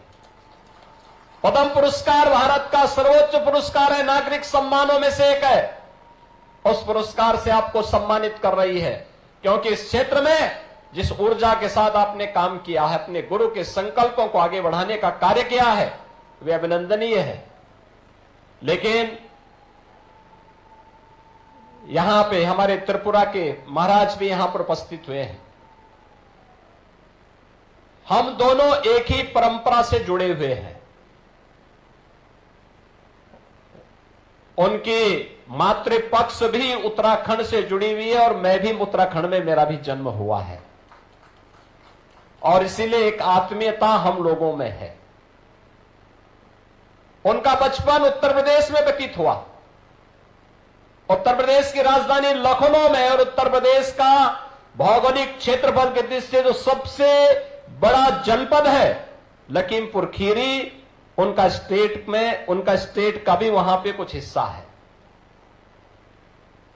और मैं उनको एक बात उनके संज्ञान में जरूर लाना चाहूंगा कि महाराज, इस जरूर ध्यान में रखना कि त्रिपुरा स्वतंत्र इसलिए था क्योंकि त्रिपुरा के राजा के पास सामर्थ्य थी, शक्ति थी। उन्होंने यहां की जनता को एकजुट करके विधर्मियों के लिए भी और उन आक्रांताओं की ताकत को भी समझा था और उनको अपनी ताकत का एहसास कराया था। इसलिए त्रिपुरा सुरक्षित रहा, स्वतंत्र भी रहा। जो भी सामर्थ्यवान होगा अपनी ताकत का एहसास अपने दुश्मनों को कराएगा, वह हमेशा सुरक्षित रहेगा और सामर्थ्यवान बना रहेगा। लेकिन जो भी अपनी ताकत को खो करके अपने दुश्मन और मित्र को समझने में भूल करेगा, वह हमेशा उसी प्रकार का खामियाजा भुगतेगा जैसे आज बांग्लादेश के अंदर हो रहा है। बहनों और भाइयों, राष्ट्रीय स्वयंसेवक संघ ने इस खतरे को भांपा था 1925 में। राष्ट्रीय स्वयंसेवक संघ इस बात को जानता था कि अगर हम इसी प्रकार से कांग्रेस के द्वारा चलाई गई दुर्बल संधि का शिकार होते रहेंगे तो वे इस देश का विभाजन कराएंगे, हिंदुओं को कत्लेआम कराएंगे और फिर इस देश की परंपरा को, इस देश की संस्कृति को, इस देश की जातीय परंपरा को पूरी तरह नष्ट भ्रष्ट कर देंगे। और वह जो दुस्वप्न था वह सच साबित हुआ। कांग्रेस ने अपने स्वार्थ के लिए देश का विभाजन स्वीकार किया। और यही नहीं, ये तो 1905 में बंग भंग के समय आपने देखा होगा। अगर उस समय बंगाल विरोध नहीं करता, क्या स्थिति पैदा हुई थी, क्या करने की साजिश हुई थी। और उस समय भी ये लोग यही कार्य कर रहे थे। और राष्ट्रीय स्वयंसेवक संघ आज केवल भारत में ही नहीं, पूरी दुनिया के अंदर सरस्वती शिशु मंदिर और विद्या भारती के नाम पर हजारों शिक्षण संस्थानों का संचालन कर रही है। उसकी पहली विद्यालय की शुरुआत 1950 में गोरखपुर से होती है, इसलिए मुझे याद है गोरखपुर से इसकी शुरुआत होती है। गोरखपुर में इसका शुभारंभ होता है। आज हजारों स्थानों पर राष्ट्रीय स्वयंसेवक संघ, विद्या भारती और सरस्वती शिशु मंदिर के माध्यम से भारत की संस्कृति, भारत की परंपरा, भारत के धर्म और संस्कृति का पालन करते हुए हजारों शिक्षण प्रशिक्षण संस्थाओं का संचालन कर रही है, सेवा के प्रकल्पों का संचालन कर रही है। 1 लाख से अधिक गांवों में एकल विद्यालय संचालन का काम अकेले विश्व हिंदू परिषद पूरे देश के अंदर जनजातीय क्षेत्रों में कर रहा है। और श्री राम वनवासी कल्याण आश्रम के माध्यम से भी मुझे याद है मेरे स्वयं के आश्रम गोरखपुर में 1984 में जनजातीय छात्रावास प्रारंभ हुआ और उसमें नॉर्थ ईस्ट से, त्रिपुरा से, मेघालय से, नागालैंड से, यहां से सैकड़ों बच्चे जाकर के उसी आश्रम में अध्ययन करते थे और जब उनकी शिक्षा पूरी होती थी वे वापस इस क्षेत्र में आकर के अपनी आजीविका के साथ जुड़ते थे। आज भी वहां पे श्री राम वनवासी कल्याण आश्रम संचालित है। हमारा दूसरा आश्रम एक और जनपद बलरामपुर में है, वहां पर भी ट्राइबल बच्चों के लिए स्कूल भी बना है और छात्रावास का संचालन उस आश्रम के माध्यम से होता है। और विश्व हिंदू परिषद और राष्ट्रीय स्वयंसेवक संघ हजारों ऐसे स्थानों पर ट्राइबल बच्चों के लिए इस प्रकार के शिक्षण और प्रशिक्षण केंद्र संचालित करके उनके उज्जवल भविष्य के साथ अपने आप को जोड़ने का काम करता है। हां, यह सच है कि राष्ट्रीय स्वयंसेवक संघ और विश्व हिंदू परिषद अपने कार्य का प्रोपेगेंडा नहीं करता है, अपनी सेवा की सौदेबाजी नहीं करता है। हम सेवा करते इसलिए क्योंकि सेवा हमारे लिए ईश्वरीय सेवा है, मानव सेवा हमारे लिए ईश्वरीय सेवा है। ईश्वरीय सेवा मान करके हमारा एक एक प्रचारक, एक एक कार्यकर्ता, एक एक स्वयंसेवक, एक एक नागरिक इस अभियान के साथ जुड़ करके सेवा के इस प्रकल्प के साथ जुड़ता है। और यही कारण है कि विश्व हिंदू परिषद के नेतृत्व में पूज्य संतों के मार्गदर्शन में चलाए आंदोलन इस सदी की सबसे बड़े आंदोलन के रूप में अयोध्या में जो लोग कहते थे कभी संकल्प पूरा नहीं होगा, 5 सदी का इंतजार समाप्त करते हुए अयोध्या में भगवान राम का भी भव्य मंदिर के निर्माण का कार्य पूरा हो गया है। अयोध्या में भगवान राम का भव्य मंदिर बन गया है। अब लोग कहते हैं कि कुछ लोगों को बुरा लगेगा राम मंदिर बनने में, तो उसमें हमारी गलती क्या है? वे हमारी आस्था है राम से, हमें भारत की बहुसंख्यक जनता की आस्था को देखना है। अगर ये जनता संतुष्ट है, उस आस्था का सम्मान देने का काम करना है और वही कार्य हम कर रहे हैं। काशी के बारे में भी हमने यही कहा, भाई अयोध्या है, मथुरा है, काशी है, ये 3 सनातन हिंदू धर्म के महत्वपूर्ण स्तंभ हैं, महत्वपूर्ण स्थल है, मानबिंदु हैं। और आज नहीं तो कल तीनों स्थान फिर से हिंदू धर्म और आस्था के प्रतीक के रूप में जैसे आज पूज्य हैं, उसी भव्य रूप में आगे बढ़ते हुए दिखाई देंगे। कोई संदेह नहीं होना चाहिए। हमें एक दूसरे की आस्था का सम्मान करना चाहिए। सनातन धर्म तो सर्वे भवन्तु सुखिनः सर्वे सन्तु निरामया की बात करता है, लेकिन यह तभी जब हम स्वयं सुरक्षित हों। हम ही सुरक्षित नहीं है तो हम दूसरों की सुरक्षा की बात कैसे करेंगे? पहले सुरक्षित होना, पहले अपने लोगों को सुरक्षित करना, फिर सबकी सुरक्षा और सबके सम्मान की बात करना। और यह आज की आवश्यकता है। आज इस देश के अंदर जब हम मजबूती के साथ भारत को दुनिया की एक बड़ी ताकत बनाने की दिशा में प्रधानमंत्री मोदी जी के नेतृत्व में निकले हैं, हम सबको इस बारे में मानना पड़ेगा कि अब भारत का समय है, भारत का समय है।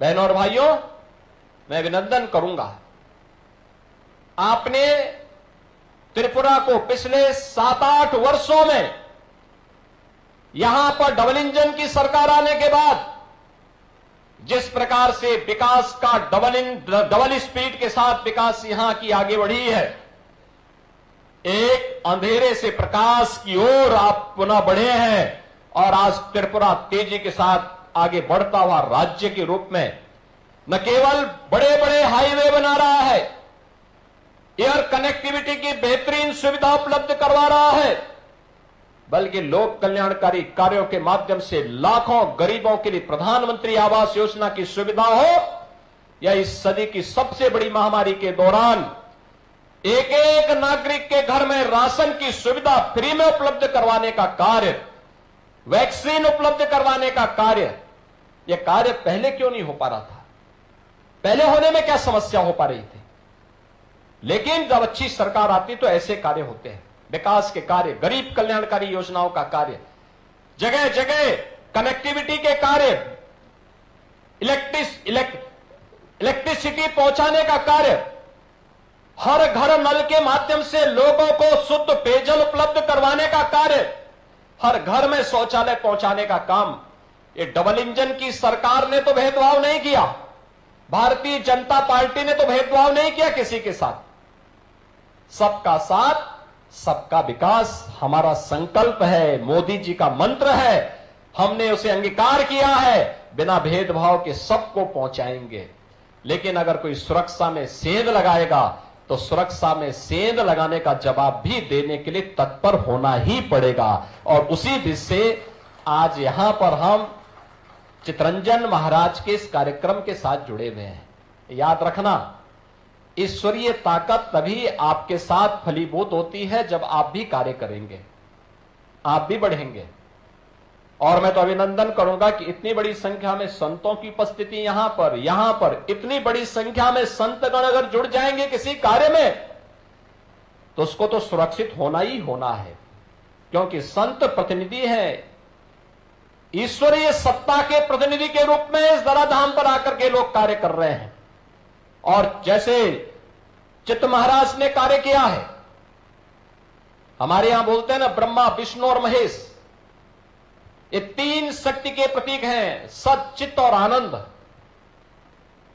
तो सत्य के प्रतीक तो शांति महाराज हो ही गए, चित्त के प्रतीक चितरंजन महाराज हो गए, और अब त्रिपुरा में आनंद की उपस्थिति के लिए हम सबको मिलकर के काम करना है। यह अभियान निरंतर आगे बढ़ना चाहिए। आज अनुकूल सरकार है, अनुकूल परिस्थितियां हैं, इन अनुकूल परिस्थितियों में हमें कार्य करना है और कोई भी ऐसी स्थिति नहीं पैदा होने देनी है जो बांग्लादेश की पुनरावृत्ति करने का दुस्साहस यहां पर कर सके। बहनों और भाइयों, आज आप शांतिपूर्ण माहौल में अपने पर्व और त्योहार मना पा रहे हैं, कोई चिंता की बात नहीं। दुर्गा पूजा का आयोजन भव्यता के साथ होगा। क्या आज से 10 वर्ष पहले संभव था? कठिन था, बहुत कठिन था, विघ्न बाधाएं आती थी। ये केवल यहीं पे नहीं था, उत्तर प्रदेश में भी था, नहीं होते थे। पर्व और त्योहार आते थे, दंगे शुरू हो जाते थे। पर्व और त्योहार आते थे, दंगे शुरू होते थे, गुंडागिर्दी होती थी, बहन बेटियां सुरक्षित नहीं थी, नौजवानों के लिए एम्प्लॉयमेंट नहीं था, कहीं कोई सुविधा नहीं थी। और आज यूपी में भी डबल इंजन की सरकार आई, सुरक्षा का माहौल मिला, दंगाइयों के लिए बुलडोजर भी दिया गया और साथ साथ भक्तों के लिए राम मंदिर का निर्माण भी कराया गया। और जब अयोध्या में राम मंदिर का निर्माण का कार्य प्रधानमंत्री मोदी जी के नेतृत्व में मूर्ति प्राण प्रतिष्ठा का कार्यक्रम संपन्न हो रहा था, जब चित्त महाराज वहां पर थे, इनकी आंखों में आंसू थे। मैं देख रहा था, मैंने वह दिन भी देखा है जब चित्त महाराज अपने पूज्य गुरुदेव की हत्या के बाद विश्व हिंदू परिषद के उस समय के अंतर्राष्ट्रीय कार्यकारी अध्यक्ष सदैव अशोक सिंघल जी के पास आए थे कि मेरी सुरक्षा क्या करूं मैं, और उस समय आडवाणी जी ने उन्हें सुरक्षा प्रदान की थी और फिर उन्हें कहा था कि आप त्रिपुरा में जाइए, आपको सुरक्षा मिलेगी। और वह जब अयोध्या में राम मंदिर के मूर्ति प्राण प्रतिष्ठा के कार्यक्रम समारोह में अतिथि के रूप में आए थे, उनके आंखों में आंसू इस बात को लेकर के थे क्योंकि अयोध्या में राम मंदिर का निर्माण हो, यह संकल्प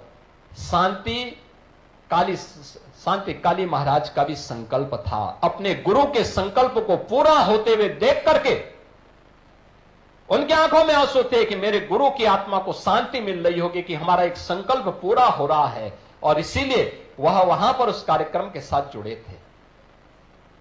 मैं अभिनंदन करूंगा इस संत को, और मैं आप सभी का आह्वान करूंगा, जितने संत हैं, जितने यहां पे श्रद्धालु बैठे हैं, जितने भक्तगण बैठे हैं, ये संत उसी परंपरा का पालन कर रहे हैं। याद रखना, विधर्मी को जब भी अवसर मिलेगा और जब भी वह ताकतवर होगा, वह अपनी उस मनसा के अनुरूप कार्य करेगा। कहीं पे शांति काली महाराज की हत्या करेगा, कहीं स्वामी लक्ष्मणानंद जैसे संतों की हत्या करेगा, लेकिन हमें इन लोगों को फिर से अवसर नहीं देना है। इसके लिए अनुकूल सरकार, अनुकूल परिस्थितियां, इन संतों के साथ खड़े होकर के धर्म के प्रचार के लिए अपना कार्य करिए, लगिए। सनातन धर्म हर पंथ और उपासना विधि का सम्मान करता है, हर एक का सम्मान करता है। हमारे यहां बौद्ध हो, जैनी हो, सिख हो, उपासना विधि में आप किसी भी परंपरा को मानने वाले हो, आप देवी को माने, आप कृष्ण को माने, आप तंत्र की परंपरा को माने, आपके लिए इसमें भेद नहीं, लेकिन हमें इस बात को मान के चलना चाहिए कि हमारा देश सुरक्षित रहना चाहिए, हमारा धर्म सुरक्षित रहना चाहिए। और इसके लिए हमें आह्वान करना होगा कि फिर से किसी शांति काली महाराज को, किसी स्वामी लक्ष्मणानंद जी को अपना बलिदान देने की नौबत ना आने पाए। इसके लिए इन संतों का सानिध्य लेकर के धर्म जागरण के इस पवित्र अभियान को आगे बढ़ाने की आवश्यकता है। और मैं आपको आश्वस्त करता हूं, आप सभी लोग आगे बढ़ेंगे तो हम भी आपके साथ खड़े होंगे, आपके साथ मिलकर के इस अभियान को आगे बढ़ाने में पूरा सहयोग करेंगे।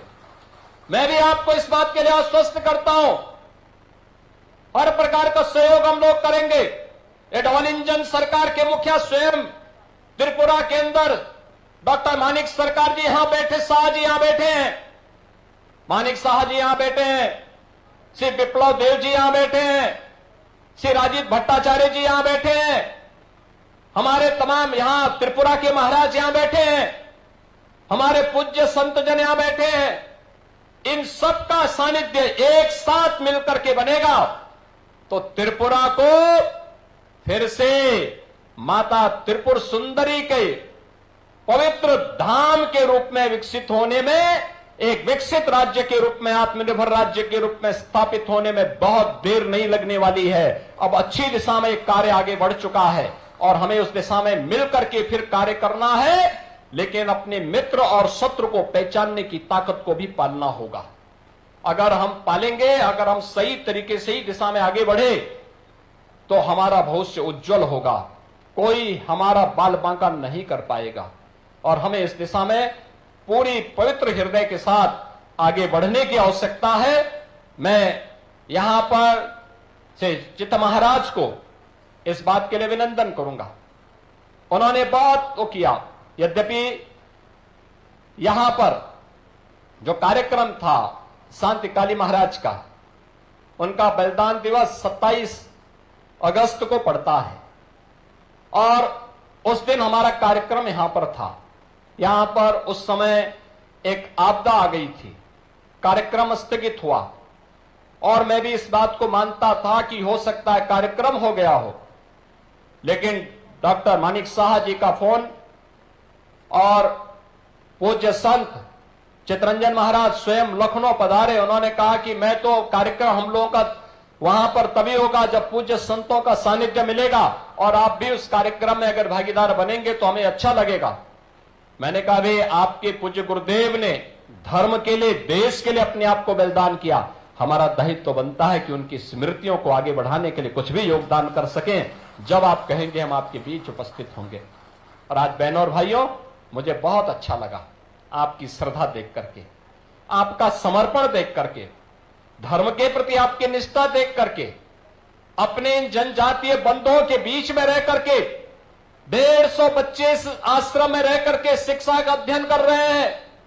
एक आश्रम में 350 बच्चे हैं, एक में 250 बच्चे हैं। ये सभी बच्चे भारत के कर्णधार बनेंगे। भारत को एक नए भारत के रूप में, विकसित भारत के रूप में स्थापित करने की नींव चितरंजन महाराज के द्वारा रखी जा रही है और इसमें हम सबका सहयोग मिलना चाहिए, पूरा सहयोग मिलना चाहिए। और याद रखना, अयोध्या में राम मंदिर का निर्माण हो या फिर त्रिपुरा में त्रिपुर सुंदरी, मां त्रिपुर सुंदरी के मंदिर के सुंदरीकरण और पुनरुद्धार कार्य का जो कार्यक्रम यहां पर प्रारंभ किया है डबल इंजन की भारतीय जनता पार्टी सरकार ने, ये दोनों विकास और विरासत की कड़ी को आगे बढ़ाने का ही अभियान है। याद रखना, दोनों साथ साथ चलने चाहिए। धर्म भी साथ चलेगा तो साथ साथ हमें अपने सुरक्षा और समृद्धि के लिए भी उसी सतर्कता के साथ कार्य करना है। आज के इस अवसर पर हम सब मिलकर के इन अभियानों को आगे बढ़ाएंगे। एक पक्ष यह, दूसरा बांग्लादेश के हालात क्यों हो रहे हैं, इस पर भी चिंतन करने की आवश्यकता है। कौन लोग इस हालात के लिए जिम्मेदार हैं?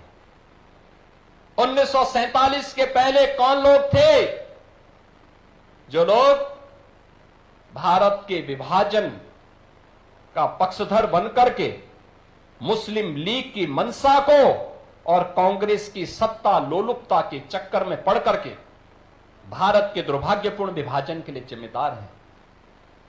उन लोगों के बारे में सही जानकारी देने की आवश्यकता है। याद रखना, अगर उस समय के समाज ने, बहनों और भाइयों, उस समय के समाज ने पहले जो आंदोलन किया था 1905 में बंग भंग का जो अंग्रेजों की साजिश थी, जैसे उसे विफल किया था, ऐसे ही मुस्लिम लीग की साजिश को विफल करने के लिए उस समय का कांग्रेस नेतृत्व और जोगेंद्र नाथ मंडल ये मिलकर के अगर मुस्लिम लीग की मंशा पर पानी फेरने का काम करते तो कभी भी ये पाकिस्तान जैसा नासूर नहीं बनता। पाकिस्तान एक नासूर है और जब तक इसका ऑपरेशन नहीं होगा तब तक इस कैंसर की समस्या का समाधान नहीं होने वाला है। और आज इसकी शुरुआत हो रही है। आज आप देख रहे होंगे पाक अधिकृत कश्मीर में पाकिस्तान से अलग होकर के भारत में शामिल होने की मांग शुरू हो गई है। बलूचिस्तान में पाकिस्तान से अलग होने की मांग उठ खड़ी हो गई है।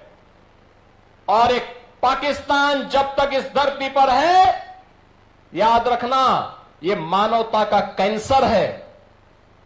इस कैंसर का समाधान ये मानवता का भी कैंसर होगा और इसका उपचार समय रहते दुनिया की ताकतों को मिलकर के करना होगा और सबसे ज्यादा सतर्क भारतवासियों को रहना होगा।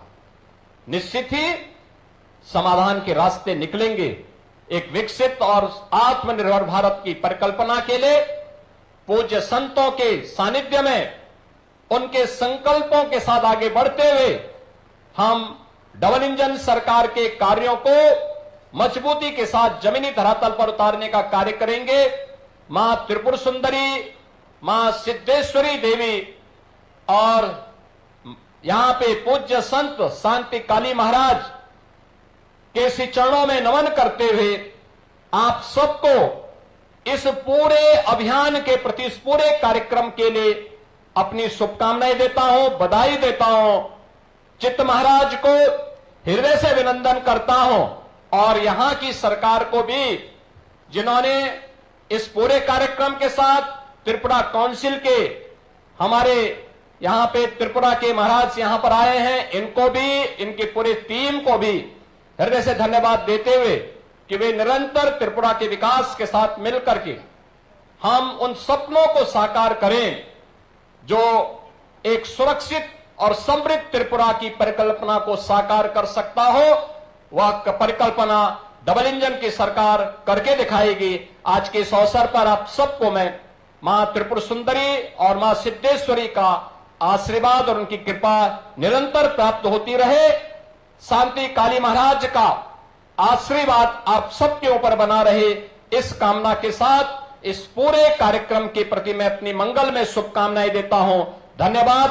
जय हिंद, जय जय श्री राम। আমরা অত্যন্ত কৃতজ্ঞ। আমরা মন্ত্রমুগ্ধ বক্তব্য শুনলাম শ্রী যোগী আদিত্যনাথজির কাছ থেকে, এজন্য আমরা অত্যন্ত কৃতজ্ঞ।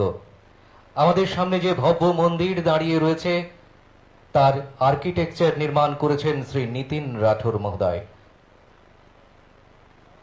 সেই নিতিন রাঠোর মহোদয়কে এবারে পদ্মশ্রী স্বামী চিত্তরঞ্জন মহারাজজি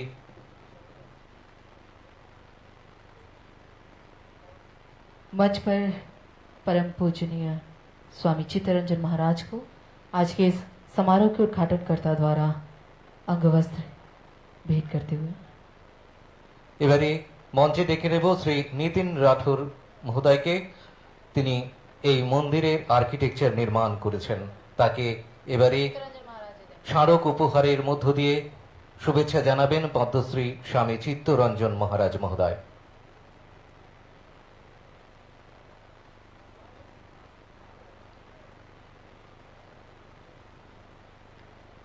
उपस्थित अतिथिगण, कार्यक्रम प्रांगण के ठीक समक्ष आप जो ये भव्य मंदिर देख रहे हैं जिसका निर्माण आप सब सोच रहे होंगे कि किसने किया, वो मंच पर हमारे बीच उपस्थित हैं श्री नितिन राठौर। एक बार जोरदार तालियां हो जाए नितिन राठौर के लिए, जिनके नेतृत्व में इस भव्य सिद्धेश्वरी मंदिर का निर्माण कार्य समापन हुआ है।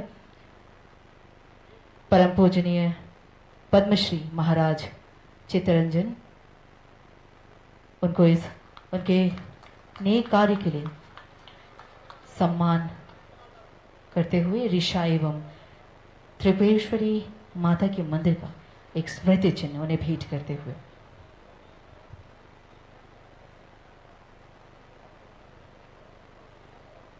इस खूबसूरत एवं भव्य मंदिर का निर्माण कार्य जिनके नेतृत्व में समापन किया गया है वो नितिन राठौर जी मंच पर। অনেক অনেক ধন্যবাদ।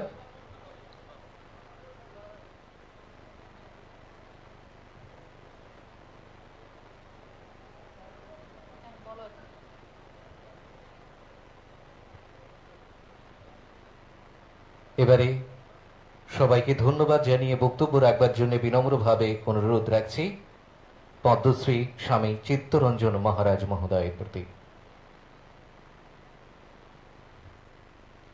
उपस्थित सभी सम्माननीय अतिथिगणों का धन्यवाद ज्ञापन करने के लिए अब आपके सामने वक्तव्य रखेंगे परम पूजनीय स्वामी चित्तरंजन महाराज। ओम अखंड मंडल कारणं व्यक्तं जनं चराचरं तत्पादं दर्शितं जन तस्मै श्री गुरुवे नमो नमः। गुरुर्ब्रह्मा गुरुर्विष्णु गुरुर्देव महेश्वराय श्री गुरुवे परम ब्रह्म तस्मै श्री गुरुवे नमो नमः। प्रथमे आमी आमार श्री श्री गुरुदेव शांतिकालेर श्री चरणे कोटि कोटि प्रणाम निवेदन करे आज के आमार निमंत्रणाय 27 আগস্টে হওয়ার কথা ছিল, হচ্ছে না। তারপরে আমার নিমন্ত্রণকে আজকে রক্ষা করে ওনার উত্তরপ্রদেশে এতটি সময় নষ্ট করে এতটি কাজ নষ্ট করে আমার জন্য যে ত্রিপুরাতে এসেছেন, উত্তরপ্রদেশের মুখ্যমন্ত্রী জনপ্রিয় আদরণীয় সম্মানিত যোগী আদিত্যনাথজিকে আমি আমার ত্রিপুরা রাজ্যের 25টা আশ্রম তরফ থেকে এবং আমার নিজ ব্যক্তিগত তরফ থেকে অশেষ অশেষ ধন্যবাদ জ্ঞাপন করি। উনি জয় হোক, উনি আরো উচ্চ স্থান অধিকার করুক, উনি যেন উজ্জ্বল হয়ে থাকুক। আর আজকে এই দিনের মধ্যে, এই তারিখে আমার ত্রিপুরা রাজ্যের জনপ্রিয় আদরণীয় সম্মানিত মুখ্যমন্ত্রী উনি গুজরাটে একটা কার্যক্রম আছিল। শুধু আমার এই কার্যক্রমের জন্য উনি ওখানের কার্যক্রমটা নষ্ট করে আজকে ওইখানে যে উপস্থিত হয়েছেন প্রফেসর ডাক্তার মানিক সাহাজিকেও আমি অশেষ ধন্যবাদ জ্ঞাপন করি। উনি ধন্য হোক। আর ত্রিপুরা রাজ্যের মহারাজা প্রদীপ কিশোর মানিক্য বাহাদুর দেববর্মাকে, উনিও দিল্লিতে ছিলেন। আমি ফোন করার পরে উনি আমাকে একটি কথা বলল যে, মহারাজ আপনি যদি আমাকে পাতালে দেখেন আমি পাতালে যাব, স্বর্গে যদি দেখেন আমি স্বর্গে যাব, আপনি যেখানে আমাকে ডাকবেন আমি সেখানে যাব। সেই কথাটা শুনে আমার অন্তর এমন শান্তি আনন্দিত হলো, আমি বাসে প্রকাশ করার মতো না। তার জন্য আমি আমার ভূভাগরাকে আমি আমার 25টা আশ্রম তরফ থেকে এবং আমার ব্যক্তিগত তরফ থেকে অশেষ ধন্যবাদ জ্ঞাপন করি। আর আমাদের ত্রিপুরা রাজ্যের এক্স সিএম, বর্তমান রাজ্যসভার এখন এমএলএ এমপি বিপ্লব কুমার দেবজিকেও আমি অশেষ ধন্যবাদ করি। কেননা উনি হরিয়ানার প্রভারী, হরিয়ানাতে এখন ইলেকশন চলতেছে, তথাপি আমার ডাকে যে উনি এখানে চলে আসছেন তার জন্য অশেষ অশেষ ধন্যবাদ জ্ঞাপন করি।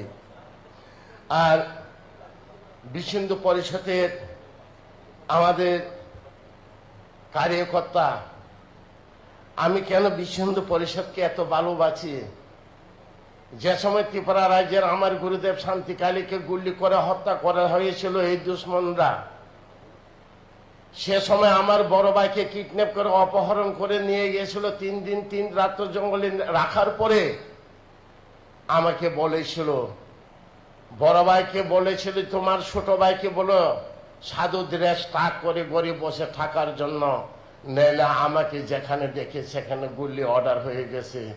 শহর বাজার রাস্তা যেখানে দেখে সেখানে আমার গুলি অর্ডার হয়ে গেছে। 89-এ আহমেদাবাদে ধর্ম সংসদ হয়েছিল, সেই সময় সেই ধর্মসভাতে গুরুদেব শান্তিকালী আমাকে ভবিষ্যৎবাণী করেছিল। বলেছিলেন উনি, চিত্ত যে সময় আমি পৃথিবী থেকে বিদায় নিয়ে যাব তুমি ত্রিপুরাতে কাউকে সহযোগিতা পাবে না, তুমি শুধু বিশ্ব হিন্দু পরিষদে অশোক সিংহলের কাছে তুমি চলে আসো, তোমাকে সব ব্যবস্থা করে দিব। সত্যি ত্রিপুরা রাজ্যের মধ্যে উগ্রপন্থীর দর বয়ে আশ্রমের লোক আসা যাওয়া বদ্ধ হয়ে গেছে উগ্রপন্থীর দরে। আর আমাকে খুঁজলো জায়গায় জায়গায়, যেখানে দেখে সেখানে গুলি করার জন্য। গুরুদেবের ভবিষ্যৎবাণী অনুসারে সত্যিই আমি বিশ্ব হিন্দু পরিষদে দিল্লিতে চলে যাই আর কি পুরম সংকট মোচন আশ্রমে। অশোক সিংহলজি আমাকে দেখে এত আদর করছেন, এত সম্মান করছেন, এত মানে আমি বাসে প্রকাশ করার মতো নয়। অশোক সিংহলজা এখন স্বর্গপ্রাপ্ত হয়েছেন, ব্রহ্মালীন হয়ে গেছেন। উনি যেখানেই থাকুক আমি প্রার্থনা করি উনি সদ্গতি প্রাপ্ত হোক, উনি যাতে স্বর্গতে স্থান পায় আমি এই ভগবানের কাছে কামনা করি। কেননা আমার ত্রিপুরা রাজ্যের ধর্মকে রক্ষা করার জন্য, সনাতন ধর্মকে রক্ষা করার জন্য, হিন্দু ধর্মকে রক্ষা করার জন্য সেই 2000 সালের মধ্যে আমাদের রাষ্ট্রীয় স্বয়ংসেবক পূজ্য মোহন ভাগবতীদের সঙ্গে আমাকে পরিচয় করাইছেন। সেই সময় থেকে আমাকে বিশ্ব হিন্দু পরিষদের মার্গদর্শন মন্ডলীর সদস্য বানিয়ে দিয়ে গেছেন। সেই সময় আমাকে এলকা আদবানের সঙ্গে দেখা করে আমাকে ক্যাম্প সিকিউরিটি ব্যবস্থা করে আজকে আমি ত্রিপুরা রাজ্যের মধ্যে আমার হিন্দু সনাতন ধর্মকে রক্ষা করার জন্য আমি 25টা আশ্রম প্রতিষ্ঠা করতে পেরেছি এই বিশ্ব হিন্দু পরিষদের আশীর্বাদ এবং তাদের ছত্রছায়ার নিচে। তার জন্য আমি বিশ্ব হিন্দু পরিষদকে আমি অশেষ ধন্যবাদ জ্ঞাপন করি আর এবং রাষ্ট্রীয় স্বয়ংসেবককে আমি অশেষ ধন্যবাদ জ্ঞাপন করি। আমার 25টা আশ্রম ত্রিপুরা থেকে আমি তাকে অশেষ ধন্যবাদ জ্ঞাপন করি। আর আমাদের মাঝে আছেন আমাদের এই রাজ্যসভার এমপি রাজীব ভট্টাচার্যজি এবং আমাদের ত্রিপুরার বিধানসভার সমস্ত মিনিস্টারগণ, এমএলএগণ, এমডিসিগণ, তাকেও আমার শান্তিকেলে আশ্রম তরফ থেকে অশেষ ধন্যবাদ জ্ঞাপন করি। কেননা আজকে আমার ত্রিপুরা রাজ্যের রাজ্যসভার এই মিনিস্টারগণ এবং আমার মুখ্যমন্ত্রী মানিক সাহা ওনাদের সহযোগিতা এবং ওনারা আমাকে কতটুকু ভালোবাসেন এবং ওনারা আমাকে কতটুকু আদর করেন আজকে এই সভাতে দেখে আপনারা বুঝতে পারবেন। আমি আর মুখে কিছু বলবে না, ওরা আমাকে এতটুকু ভালোবাসে, এতটুকু সাহায্য করছে, তাই আমি অশেষ ধন্যবাদ জ্ঞাপন করে আমার শান্তিকালী আশ্রম তরফ থেকে। আর আমার ত্রিপুরা রাজ্যের হিন্দু সনাতন ধর্ম অবলম্বনকারী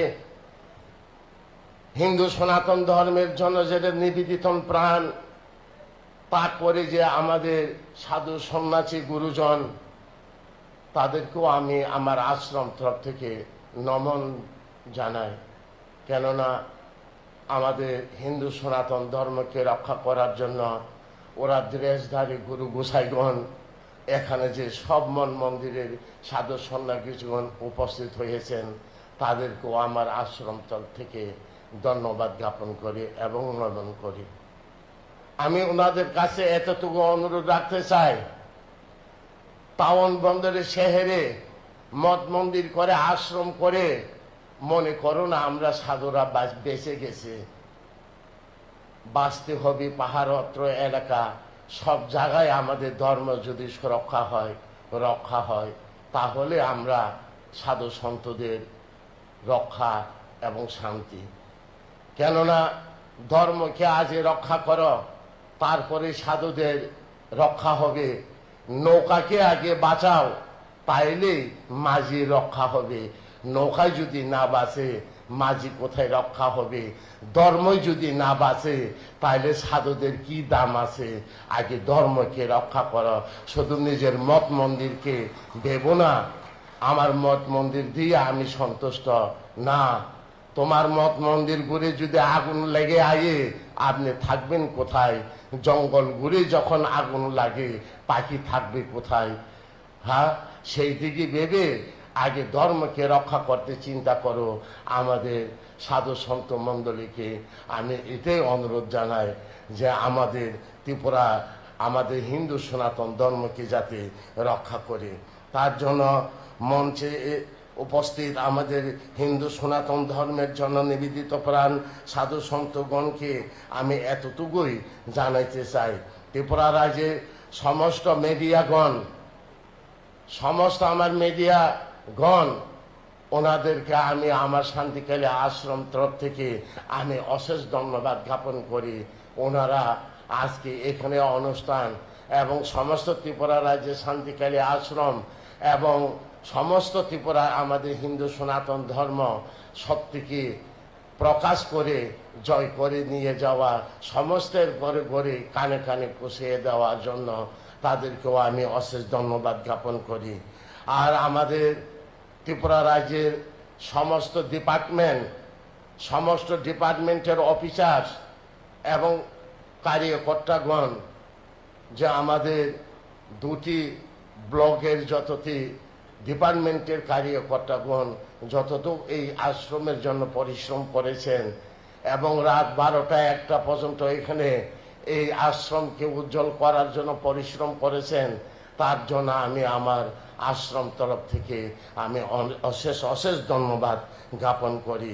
তাই আমার শিষ্য ভক্ত ত্রিপুরা রাজ্যের কোনা কোনা থেকে আমাদের হিন্দু সনাতন ধর্মে অবলম্বনকারী নিবেদিত প্রাণ সবাই আমার হিন্দু ভাই বোনকে আমি আমার আশ্রমের তরফ থেকে অশেষ ধন্যবাদ জ্ঞাপন করি।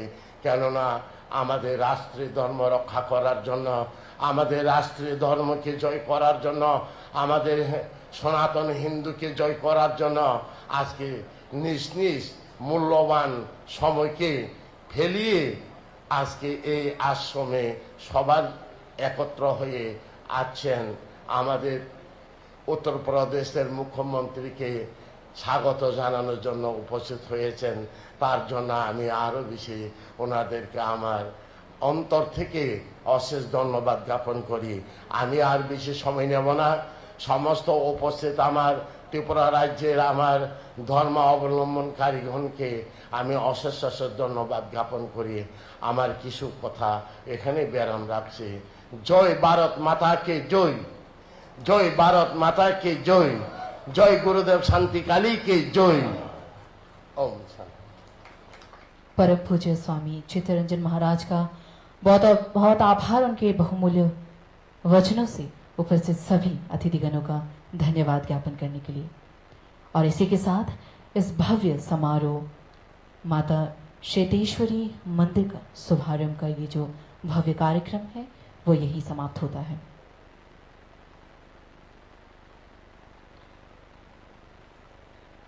শান্তিকালী সেবা আশ্রমের সিদ্ধেশ্বরী মায়ের মন্দিরের উদ্বোধনে এই অনুষ্ঠান এখানেই শেষ হলো। আজকে যারা উপস্থিত হয়েছেন তাদের সবার জন্যে প্রসাদের ব্যবস্থা রয়েছে। আপনারা সবাই প্রসাদ গ্রহণ করে তারপর প্রস্থান করবেন। আমাদের এই সাংস্কৃতিক অনুষ্ঠান মঞ্চে, এই মঞ্চে এবারে অনুষ্ঠিত হবে সাংস্কৃতিক অনুষ্ঠান।